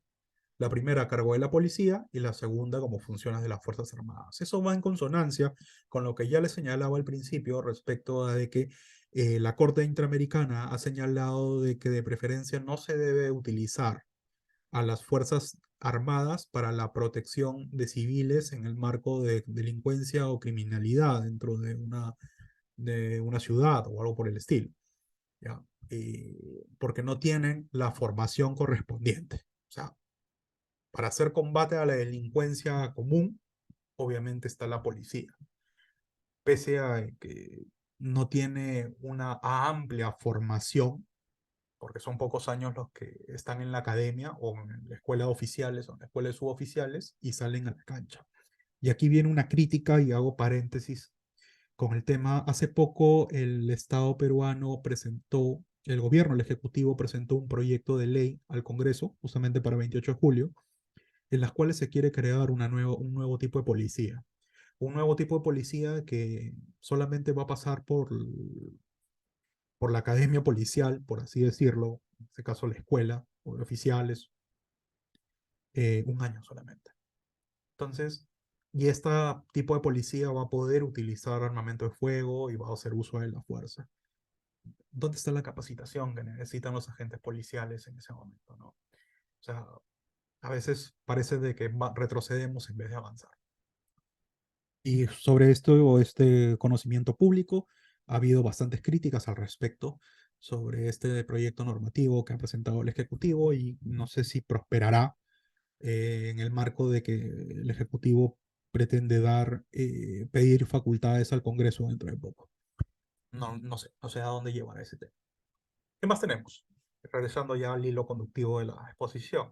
Que la Comisión ha señalado que corresponde a una fuerza policial civil, eficiente y respetuosa de los derechos humanos, combatir la inseguridad, la delincuencia y la violencia en el ámbito interno. Ojo, a la policía, bueno, en este caso a la Policía Nacional del Perú, no a las Fuerzas Armadas. Eh, Nuevamente, ¿por qué? Sencillamente porque tienen la formación, pese a de que muchas veces no están tan bien formados. La Comisión ha instado enérgicamente a los estados a evitar el uso de las Fuerzas Armadas para el mantenimiento del orden público interno. Y aquí traigo a colación un ejemplo. Les comentaba hace un rato de que más o menos una vez o dos veces por semana estaban saliendo declaratorias de estado de emergencia o ampliación de declaratorias anteriores del estado de emergencia, especialmente en zonas como Puno, que todavía hay bastante conflicto social, por diferentes aspectos, criminalidad y en otras partes cerca de Huancayo y Junín. Esos son los decretos supremos que han salido en las últimas 2 semanas. Seguro ustedes al revisar el peruano han leído rápidamente algunos extremos de ellos. Bueno, les invito a leerlos. ¿Por qué? Porque hay un artículo cliché que siempre ponen es el artículo 4 normalmente, que lo ponen en estos decretos supremos, en los cuales dicen algo así: la Policía Nacional del Perú llevará a la ejecución de la protección de civiles u otros, y las Fuerzas Armadas apoyarán, y quien lidera es la Policía Nacional del Perú, justamente para evitar incumplir con este marco que ha establecido la Comisión y obviamente la Corte Interamericana de Derechos Humanos, ¿no? Es decir, yo policía ejecuto, llevo a cabo las ejecuciones, combato la criminalidad, puedo recibir ayuda de las Fuerzas Armadas, pero ojo, que la planificación y demás, yo la cumplo. Pero hay otros casos en los cuales sí las Fuerzas Armadas llevan a cabo el control y llevan a cabo la ejecución en, en el cuidado. Entonces, en esos otros casos, quizás no se esté cumpliendo esta recomendación o este estándar internacional que las Fuerzas Armadas no deben de verificar el uso, perdón, no deben de realizar el control de lo que es eh, reducir la delincuencia en el ámbito interno, eficiente y respetuoso. Si es bueno o es malo, mmm, bueno, puede ser bueno mientras no haya ningún tipo de problema, ni por ahí hay algún disparo y termine muerto alguien. Pero si sucede ello, obviamente la gente que está metida en derechos humanos va a saltar, quizás el caso llegue a la comisión pide información al Estado peruano de por qué está mandando a policías a resguardar o vigilar, perdón, a las Fuerzas Armadas a vigilar estas zonas y por qué ha emitido una norma como un decreto supremo en el cual les ordena de que sean las Fuerzas Armadas quienes realicen actividades que por sí ya la propia comisión y la corte ha dicho que deben ser realizadas por la propia policía, la policía de cada estado. Entonces, hay que tener en cuenta ello, ¿no? Mientras no haya problema, nadie va a decir nada, pero si empieza a haber un fallecido o algo, el Estado peruano podría incurrir en responsabilidad internacional del Estado. ¿Qué más nos dice la comisión? Ya en un caso, en el marco de la situación de derechos humanos en Venezuela en el año 2003, nos dice que la intervención de las Fuerzas Armadas en cuestiones de seguridad interna en general suele encontrarse acompañada de violaciones de derechos humanos en contextos violentos. Por ello es aconsejable evitar la intervención de las Fuerzas Armadas en cuestiones de seguridad interna, ya que acarrea el riesgo de violaciones de derechos humanos. Y al señalar esto, sencillamente, nuevamente traigo el caso de lo que pasaba en los años 80, ¿no? Donde la policía, las Fuerzas Armadas habían tomado el control, iban a los pueblos buscando terroristas y finalmente se les pasaba la mano. No solamente podría cometer quizás en algún momento ejecuciones extrajudiciales, sino de que habían otro tipo de violaciones a los derechos humanos de las personas, ¿no? Torturas, violaciones a mujeres u otro caso. Eh, yo sé que cada persona tiene su propia forma de ver esa situación, pero bueno, tenemos que aprender de nuestros errores, todos, ¿no? De lo que pasó y que no se vuelva a repetir. ¿Qué más nos dice la comisión? Nos dice, por muy grave que sea la situación de orden interno, incluso de criminalidad ordinaria en el ámbito interno, esta no constituye una amenaza militar a la soberanía del Estado. Ojo con esto, o sea, la comisión está incidiendo que no se puede utilizar a las Fuerzas Armadas para hacer vigilancia interna contra criminalidad y demás. Entonces, me pregunto, ¿no? Si empiezan mañana a sacar a las Fuerzas Armadas, como es el clamor del pueblo o de mucha gente, incluso en el Congreso, que las Fuerzas Armadas deben dejar las calles ante la ola de sicariatos, de asesinatos y demás que viene realizando el país, y estando dentro del marco de la Comisión Interamericana, de la Corte la competencia contenciosa de la Corte Interamericana, y suceden cosas como uso excesivo de la fuerza, termina gente lesionada, termina gente muerta, por más que sea delincuente, va a haber este problema. ¿ok? Va a haber un problema de que la comisión va a decir, ven acá a Perú, quiero conversar contigo, ¿qué ha pasado acá? Y puede determinar un caso ante la Corte Interamericana. Entonces sabemos, tenemos que no solamente ser reactivos ante la situación, sino que también tenemos que saber en qué contexto normativo, jurídico, tanto nacional como internacional, está enmarcado el Estado peruano y cuáles son sus obligaciones. Entonces, si lo vemos desde un punto de vista netamente objetivo, quienes piden la intervención de las Fuerzas Armadas para el cuidado interno o para la seguridad interna del país por temas de crimen, de criminalidad, digámoslo así, no conoce el sistema interamericano, no conoce los lineamientos que estamos hablando esta noche. ¿Que el Estado peruano podría ser susceptible si pasa algo de responsabilidad internacional? Sí, puede ser susceptible. Y quizás el remedio pueda salir más caro que la enfermedad. ¿Qué más nos dice la comisión? La comisión nos habla de la participación de las Fuerzas Armadas en cuestiones de seguridad interna. Eh, en México, en un caso del año 98, la comisión manifestó su preocupación por la tendencia creciente a la utilización de oficiales de las Fuerzas Armadas en ejercicio de sus funciones policiales. Asimismo, advirtió sobre las serias violaciones de derechos humanos que podrían resultar de esta situación. En un último informe, la comisión recomendó el retiro de las Fuerzas Armadas de las tareas de seguridad pública y que éstas sean resumidas por la Policía Civil o a quien compete esa labor. Por ahí me dirán ustedes, oye Luis, pero quizás es prudente de la utilización de Fuerzas Armadas, fuerzas militares, porque nosotros no tenemos guerra, los oficiales, los suboficiales están en las bases trabajando de cualquier tema, pero, o sea, y finalmente viven de los impuestos de la población, pero no ayudan en nada porque no hay guerra. Y como no hay guerra, sencillamente están ocupando un asiento y nada más. Bueno, en parte tienen razón, pero ¿no creen de que el problema en realidad es que falta policía y quizás habría que dar algún tipo de subvención o porque es de interés del Estado que existan más policías en la calle?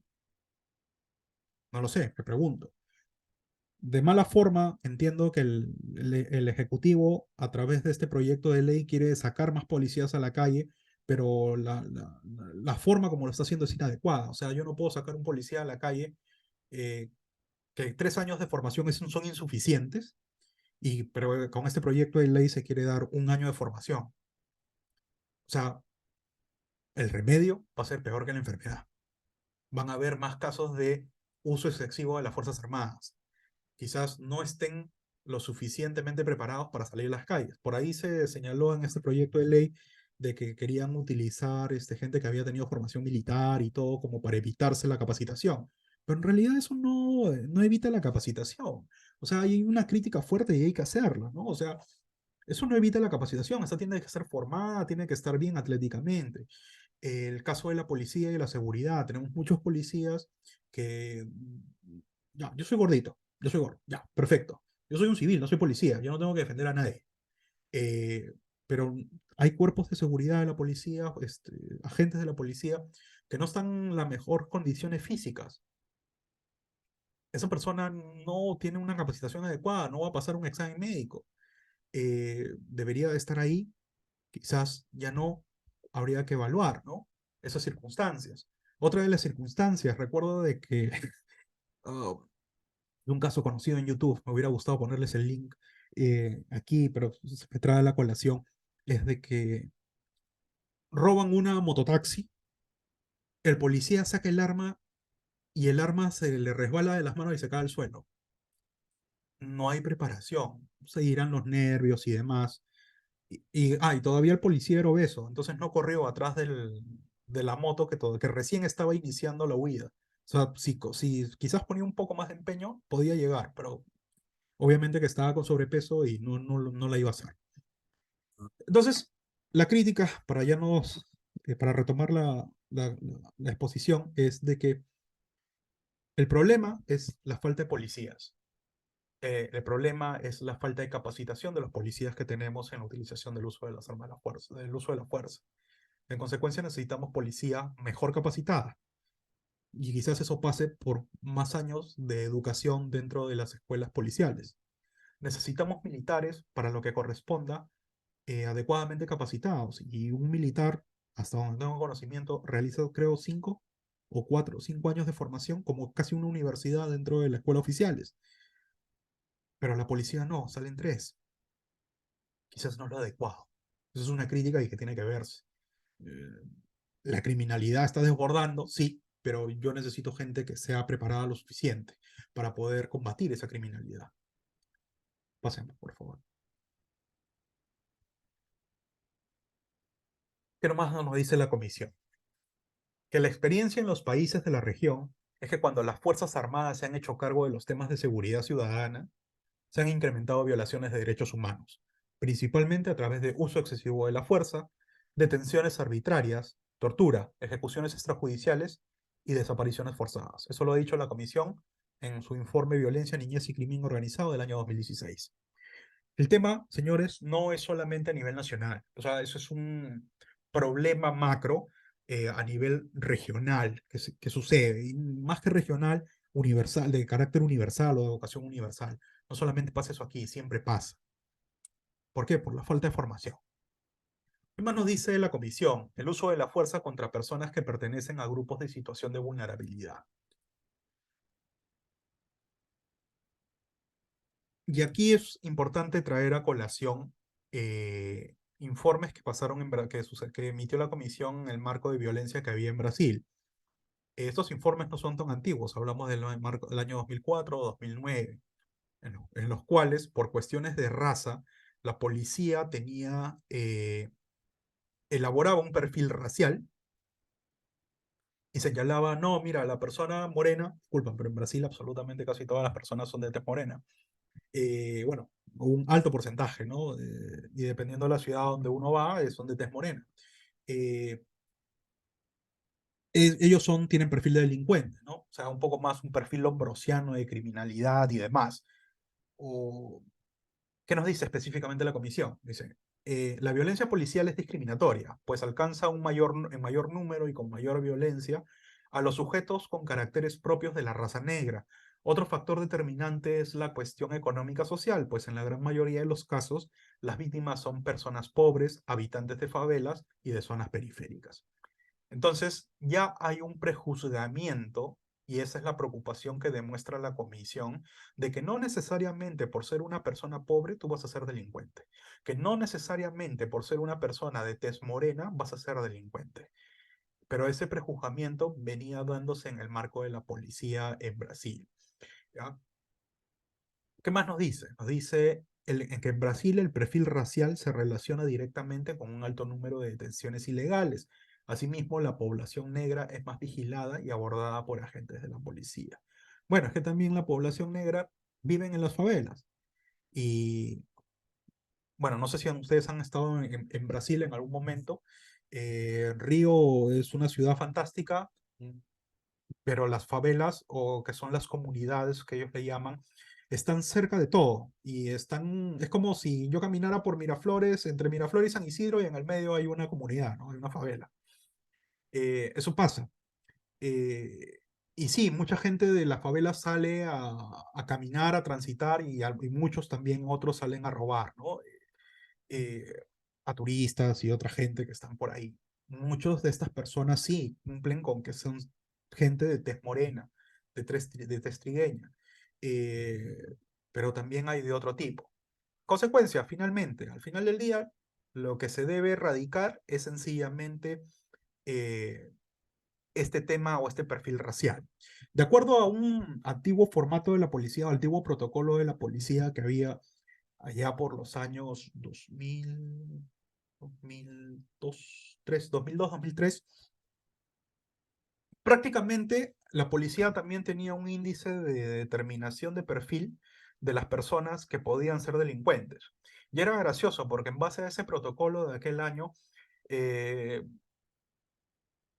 nos comentaba un profesor de la universidad de que prácticamente el 85% de todos los alumnos de la universidad podríamos ser tildados de delincuentes. ¿Por qué? Porque andábamos con zapatillas, andábamos con jean, eh, algunos andaban con el pelo largo, y eso era un perfil que más o menos decía de que tú podías ser un delincuente en la calle. O sea, había un tema de discriminación, ¿no? Al respecto. No siempre es así, ¿no? También las personas blancas pueden ser delincuentes, también las personas de otro color pueden ser delincuentes, ¿no? Personas chinas, japonesas y demás. Entonces, ¿qué es lo que pide la comisión? Tratar de abandonar estos prejuicios. Hay una preocupación, el uso de la fuerza va en contra de estas poblaciones, cuando no necesariamente todas esas personas son delincuentes y no se puede aplicar el uso de la fuerza indistintamente contra ellos. Seguimos. Un segundo. Ya. Justamente en ese marco, la comisión ha establecido que los estados, parte de la convención, se encuentran obligados a investigar todo tono racista de un acto violento. Asimismo, se deben de cumplir los estándares interamericanos del uso de la fuerza y los estados se encuentran obligados a eliminar cualquier tipo de racismo al momento de definir sus políticas de seguridad. Entonces, esos sesgos de esos protocolos de ese año 2000, que ya creo que ya no está vigente, deben de ser eliminados. Se tienen que buscar otros nuevos perfiles. La Comisión Interamericana encontró que ser negro, joven, de sexo masculino, soltero, significa ser un blanco preferencial de la violencia letal en Brasil. Preocupante, ¿no? Ese tema. En ese tipo de casos es indispensable realizar un análisis desde la interseccionalidad, nos recomienda la comisión, e identificar las múltiples condiciones de discriminación y violencia que enfrentan las víctimas, por lo que contar con datos fiables y completos de las víctimas por acciones de la policía, desglosados por el origen étnico, edad, procedencia y género. O sea, eso nos recomienda la comisión al respecto. Eh, Seguramente ustedes van a tener mucho que decir al respecto. Creo que hay mucha gente del Ministerio Público en este curso y sí sería importante si tienen al final de la clase, si tienen algún aspecto que comentar sobre ello, nos lo puedan, agradecería que nos lo puedan compartir. Pero sí es bastante interesante lo que se señalan aquí. ¿Por qué? Porque si lo trasladamos a lo que pasa aquí, aquí mucha gente es de color cobriza, mucha gente es altoandina, mucha gente, pues, tenemos aquí todas las sangres. ¿Cuál podría ser el perfil en Perú sobre estos temas? ¿Quiénes son las personas que más atrapa la policía?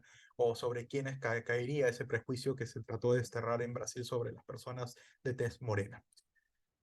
¿Qué más? Bueno, otro de los estándares que nos dice la comisión es el cuidado sobre el uso de la fuerza contra niños, niñas y adolescentes. Entonces, eh, nuevamente la comisión, tomando este código de conducta para oficiales de las Naciones Unidas, señaló que los estados tienen la obligación de realizar todos los esfuerzos especiales para evitar que sus agentes usen armas de fuego contra los niños y niñas. Además, como buena práctica, ha señalado que es la creación de protocolos y reglamentaciones de actuaciones dirigidas a los agentes de seguridad del Estado que deben hacer el uso de fuerza en escenarios en los cuales se encuentren niños, niñas y adolescentes, ya que estos instrumentos ayudan a cumplir con la obligación reforzada de protección hacia este grupo. En este contexto, el protocolo emitido, que ustedes lo tienen dentro de los materiales, el protocolo emitido por el MIN, quizás cumple con esta buena práctica. Vi al principio, y un paréntesis aquí, vi al principio de que estaban invitándolos a escribir algún artículo, quizás en el marco de lo que estoy explicando, pueden hacer un comparativo sobre estos estándares con la normativa vigente al momento y ver si lo cumplen. Ahí tienen un artículo fácil de hacer con los materiales que le he pasado, porque tienen abundante material, señores, para leer allí. ¿Qué más? El uso de la fuerza contra personas privadas de la libertad. Ya la Corte había señalado que no importa lo que sucediera dentro de los penales, o el tipo, era responsabilidad del Estado no aplicar uso de fuerza letal. Lo vimos diapositivas atrás. Pero ¿qué nos dice la comisión? Dice, a la luz de las graves consecuencias para los reclusos y demás detenidos del uso excesivo o inapropiado de la fuerza por los custodios, el Estado está sujeto a un deber escrito particular de realizar investigaciones adecuadas y exhaustivas de las denuncias de sometimiento de los reclusos a malos tratos. En este caso, recomendó al Estado que revisara las prácticas y procedimientos para garantizar que los agentes estatales involucrados en la reclusión y supervisión de personas privadas de la libertad tengan la capacitación adecuada respecto a la restricción del uso de la fuerza contra tales personas.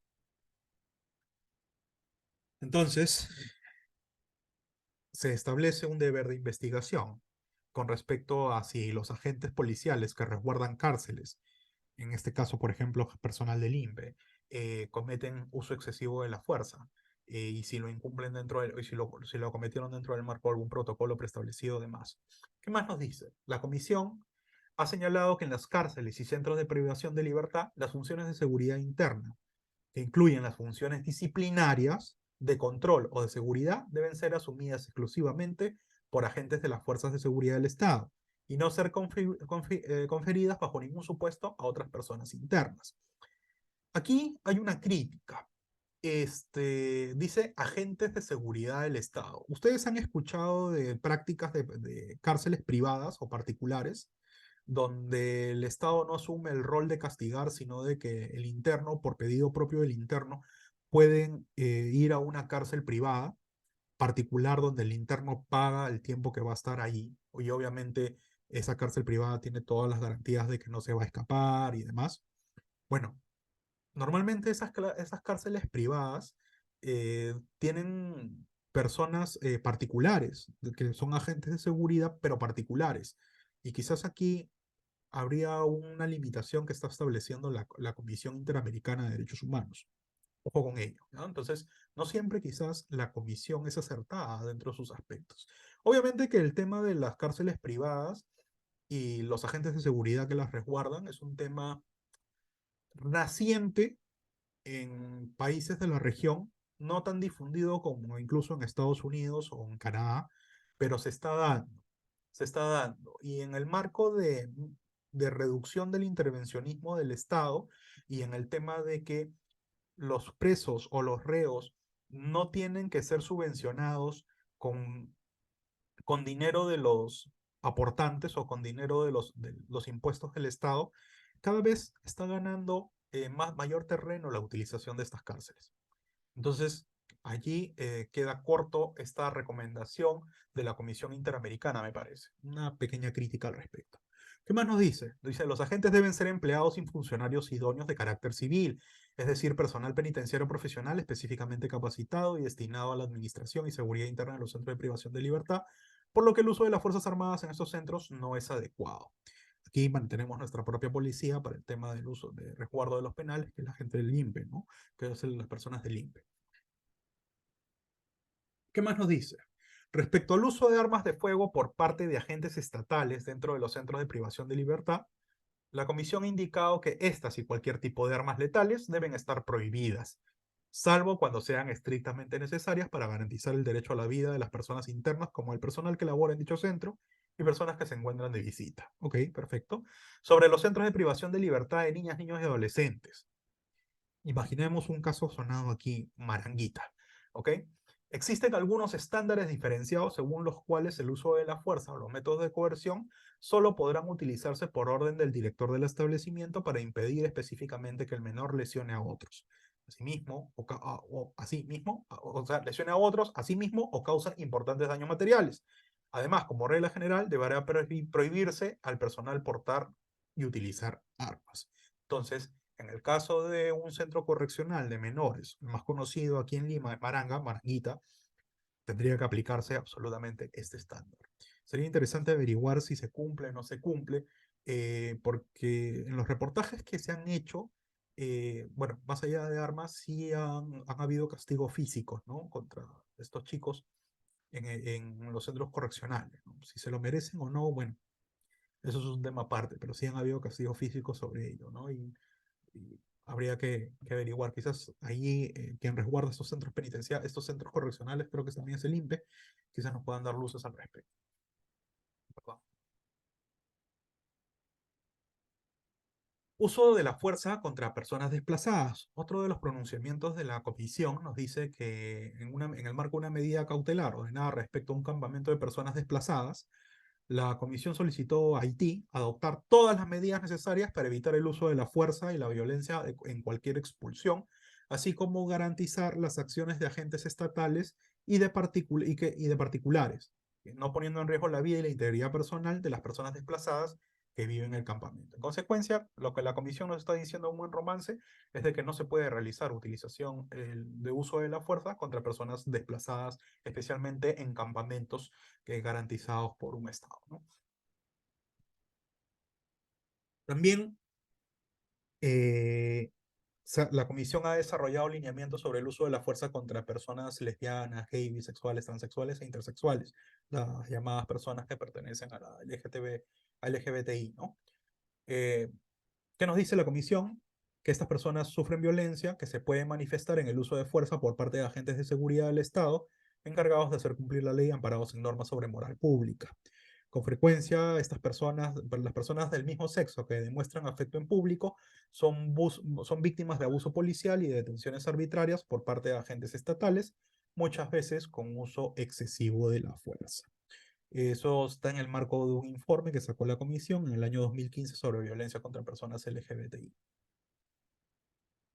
¿Qué más nos dice? Que a partir de lo anterior es posible afirmar que los estados deben tomar las medidas necesarias para prevenir que sus agentes, con base en estereotipos y prejuicios de género que provocan discriminación, usen la fuerza contra este grupo de personas. Para lo anterior, consideramos que es indispensable contar con un marco jurídico adecuado y claro sobre el uso de la fuerza y no discriminación, aunado a capacitaciones adecuadas y constantes en materia de género y uso de fuerza. En consecuencia, en buena cuenta, la aplicación correcta del uso de la fuerza tiene que pasar por una capacitación adecuada, teniendo en consideración los diferentes tipos de población vulnerable. ¿Ok? Son 13 tipos de población vulnerable que existe actualmente. Entonces, cada uno de esos tipos de población vulnerable amerita al menos unas líneas en cuanto a capacitación de uso de la fuerza cuando estos grupos vulnerables se encuentran incluidos. Pasa netamente por ahí.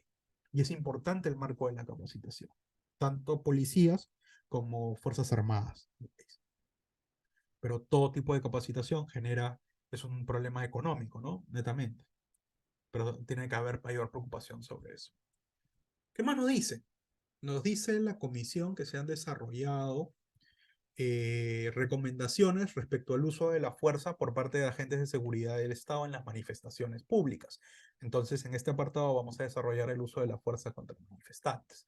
¿Qué nos dice más o menos la comisión? Dice, prohibir el uso de la fuerza letal en manifestaciones públicas. ¿De acuerdo? Implementar sistemas de registro y control de municiones. Ya lo veníamos conversando hace un rato, ¿no? Sistema de registro y control de municiones. Implementar un sistema de registro de las comunicaciones para verificar las órdenes operativas, sus responsables y ejecutores. Eso es interesante. Es decir, que a nivel interno se tengan grabaciones de las órdenes que dio el superior respecto a los inferiores para que realicen determinada actividad. Eso es algo que en el caso de Inti y Brian me parece que no había. Asegurar que los agentes policiales que participen en los operativos de control del orden público porten una identificación visible. Recordemos de que normalmente cuando utilizan equipos, la policía utiliza equipos, a veces el membrete con el nombre queda tapado.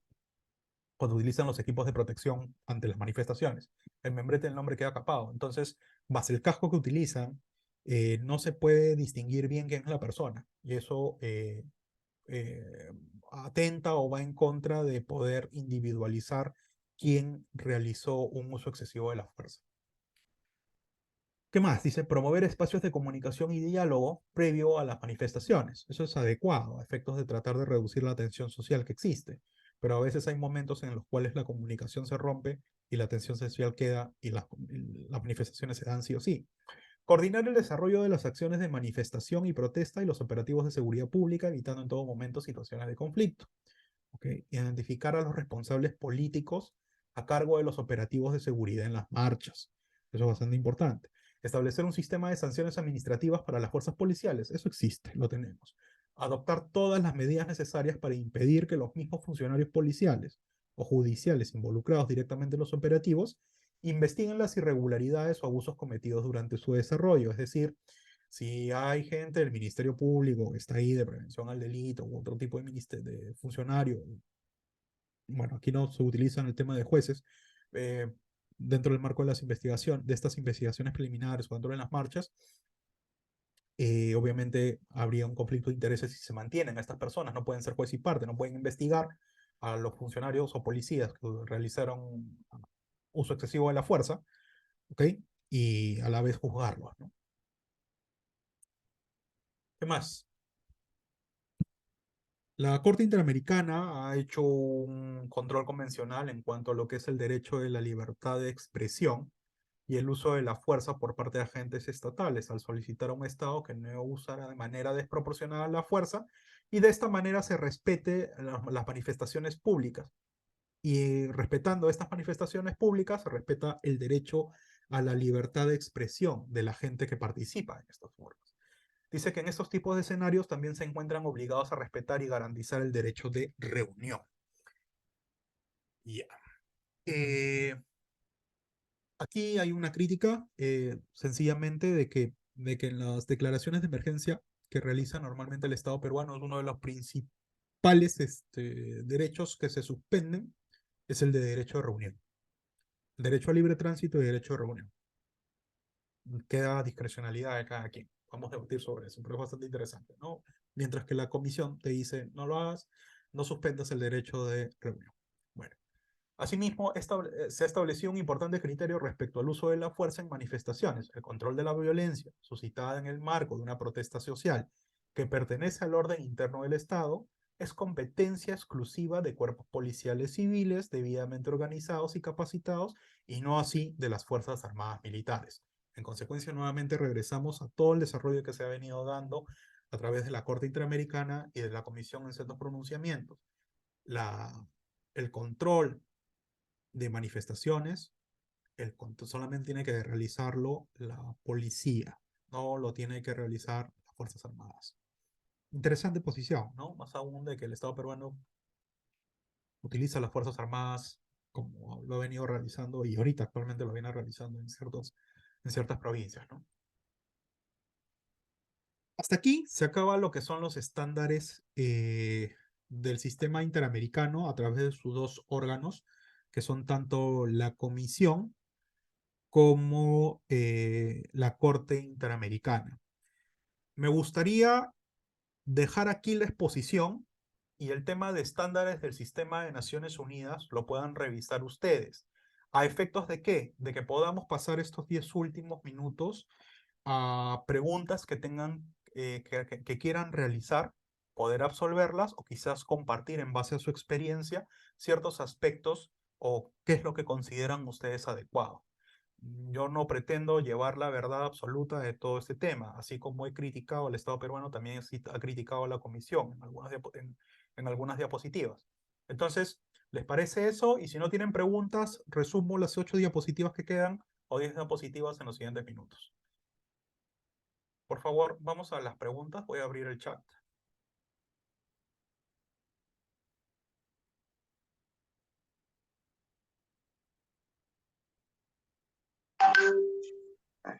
Aló, perdón, buenas noches, doctor. Sí, sí, lo escucho. Buenas noches. ¿Qué tal? ¿Qué tal, doctor? Una consulta. No sé si, bueno, usted ya es de conocimiento público que eh, a raíz de estas últimas manifestaciones y también, bueno, desde hace muchos años atrás la Corte ha recomendado al Estado peruano la, digamos, la instalación de estas fiscalías especializadas en derechos humanos. Ujú. eh, Quería saber si la Corte ha emitido algún pronunciamiento en cuanto a la competencia material de estas fiscalías, o No, específicamente a qué se refiere o qué delitos del Código Penal pues van a asumir competencia o son competentes las fiscalías especializadas en derechos no, humanos. no, al respecto no, pero creo que la comisión tiene algún pronunciamiento al respecto. Con cargo a verificar eso el día de mañana, voy a dejar mi correo en la última diapositiva a efectos de que puedas mandarme tu correo y voy a chequear si la comisión ha hecho algún pronunciamiento. Buena presentación de esa casuística. No la había mapeado. Gracias.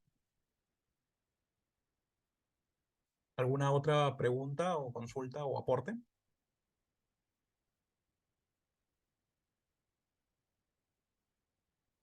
Vamos, chicos, no sean tímidos. Estamos para aprender. Todos vamos a aprender. Aquí yo también quiero aprender ustedes. A ver en el chat. Bueno, no sé si alguien se va a levantar la mano. Ya. No, entonces vamos a continuar estos minutos que quedan, 9 minutos, con lo que dice la, las Naciones Unidas en el Sistema Universal de Derechos Humanos al respecto. Permítame compartir mi pantalla, ¿sí? A ver, acá hay un aporte de una compañera suya. Hay otro señor, el señor doctor Ruiz Tinajeros. Sí, adelante, señor Víctor.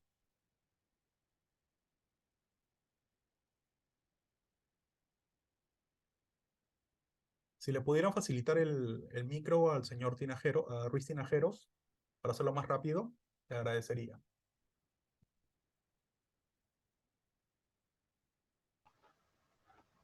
Ah, Doctor, ¿qué tal? Buenas noches, ¿me escucha? sí, buenas noches. Adelante, por favor.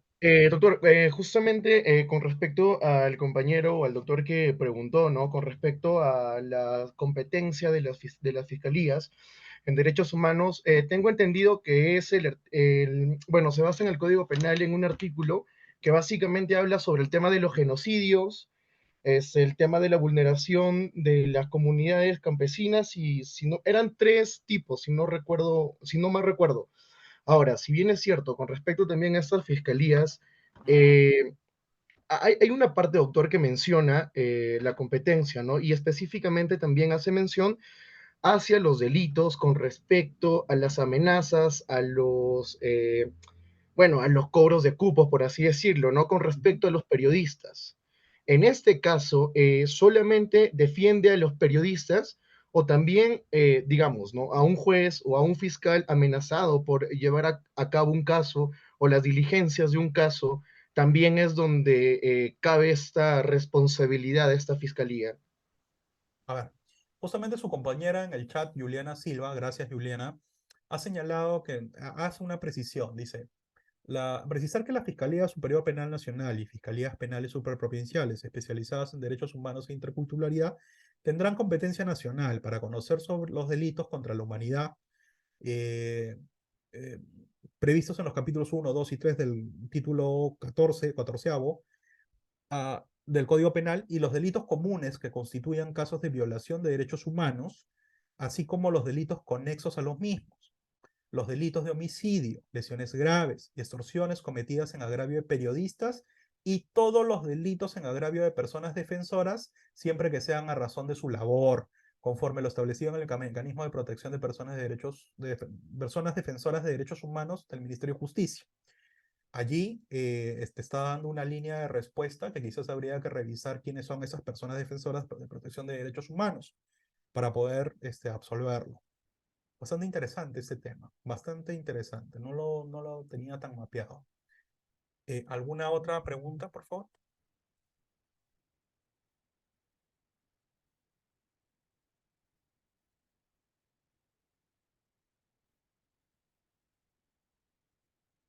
Su compañera Sol María Sánchez Quispe, por favor, adelante, si le pueden habilitar el micro.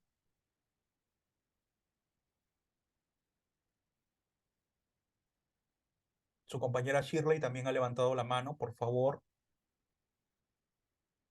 En todo caso, si mientras no le levanten el micro, ya, Shirley, te habilitaron el micro. Adelante, por favor. Sí, doctor, buenas noches. Doctor, Buenas una noches. consulta. Sí. En el caso de que el uso de la fuerza policial Ujú, haya excedido los límites establecidos en el marco internacional, ujú, por ejemplo, en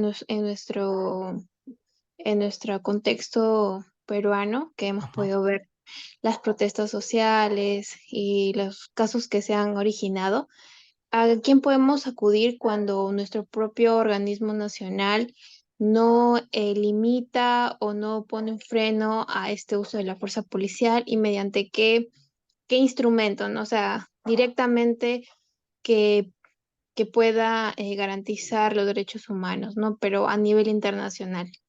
La comisión es lo más rápido que podrían hacer. Recordemos que cuando pasaron los excesos de uso de la fuerza que durante las marchas de finales del año pasado y este año, directamente se señaló de que hubo uso excesivo de la fuerza del Estado peruano y la comisión activó. Bueno, también fue un tema de impacto internacional, fue reconocido. O sea, aparte de la denuncia que hubo de parte, la propia comisión activó una investigación de oficio al respecto. Y eso es lo que se podría realizar a nivel regional, que es lo más rápido. La comisión podría establecer medidas cautelares y demás. En la clase pasada abordamos sobre las facultades de la comisión al respecto, lo que podría realizar. y la implementación de medidas cautelares es bastante rápido en ese tema, cuando existe una violación latente, ¿no? A la vida o a la seguridad de las personas. Gracias, Shirley. A ver, nos escribe su compañera Roxana Yasta Seclen, pero había otra persona, Sol María Sánchez Quispe, no sé si seguirá en el chat, estaba pidiendo también el uso de la palabra, Sol María Sánchez Quispe. Sol María, en tanto te ubican, si puedes escribir en el chat quizás la pregunta, la leo y trato de responderla. Mientras tanto, voy pasando a lo que dice tu compañera Roxana Ayasta Seclen. Nos dice la doctora que quiere hacer algún comentario respecto a temas respecto a tema de categorías protegidas o categorías sospechosas, que son consideradas por el TC más para temas laborales y de equidad de género, mientras que muchas instituciones del Estado ni las consideran. Pese a que el Perú tiene planes de enfoque de derechos humanos y en ese sentido incluso a la Comisión hace poco sancionó un caso peruano de discriminación indirecta de una pareja homosexual en un centro comercial. Eh, a ver, Roxana, sí me gustaría tu aporte. Si le pueden habilitar el micro a Roxana, por favor. Roxana, ¿ya está Seclen? Ah, que yo les brinde el comentario al respecto. Bueno, pero ya, a ver, pero eso no tiene nada que ver con el uso de la fuerza, ¿no? Si es un tema de derechos humanos al respecto, el tema motivo de la reunión de hoy es hablar sobre los estándares internacionales del uso de la fuerza. Eh, Te lo comento si quieres por interno. Dejo mi correo de Gmail al finalizar y nada, te respondo después de ello, ¿te parece? Me escribes nada más, por favor. A ver, ¿qué nos dice Juliana Silva? Dice, doctor, disculpe, pero en el caso de vulneración de derechos humanos, como se dieron las protestas pasadas, como primera instancia no podría ir a las fiscalías especializadas. Creí entenderte, Juliana, de que ya estaba agotado el tema de netamente interno. Por supuesto que tienes el caso de las fiscalías especializadas para poder atender ello, pero discúlpame, creí entenderte de que eh, querías algo rápido en el marco internacional. Entendía de que ya se había agotado ello. Solamente para precisar. Ya. Entonces, esas han sido las preguntas. Voy a compartir mi pantalla y les dejo mi correo, chicos. A efectos de que cualquier consulta que quedó en el aire o podamos conversarla por interno, eh, están visualizando, entiendo, ¿no? Mi correo, les digo, es, por favor, tomen nota.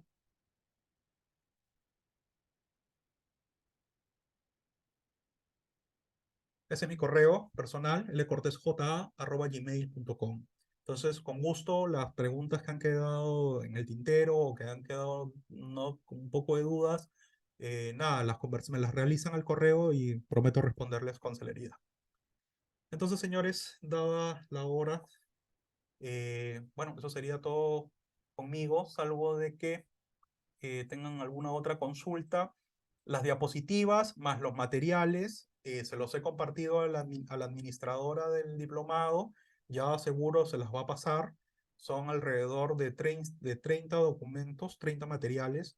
La mayoría son sentencias de la Corte Interamericana, son informes de la Comisión e informes y otros informes que ha realizado la Comisión y la normativa vigente actual sobre uso de la fuerza de la policía y de las Fuerzas Armadas.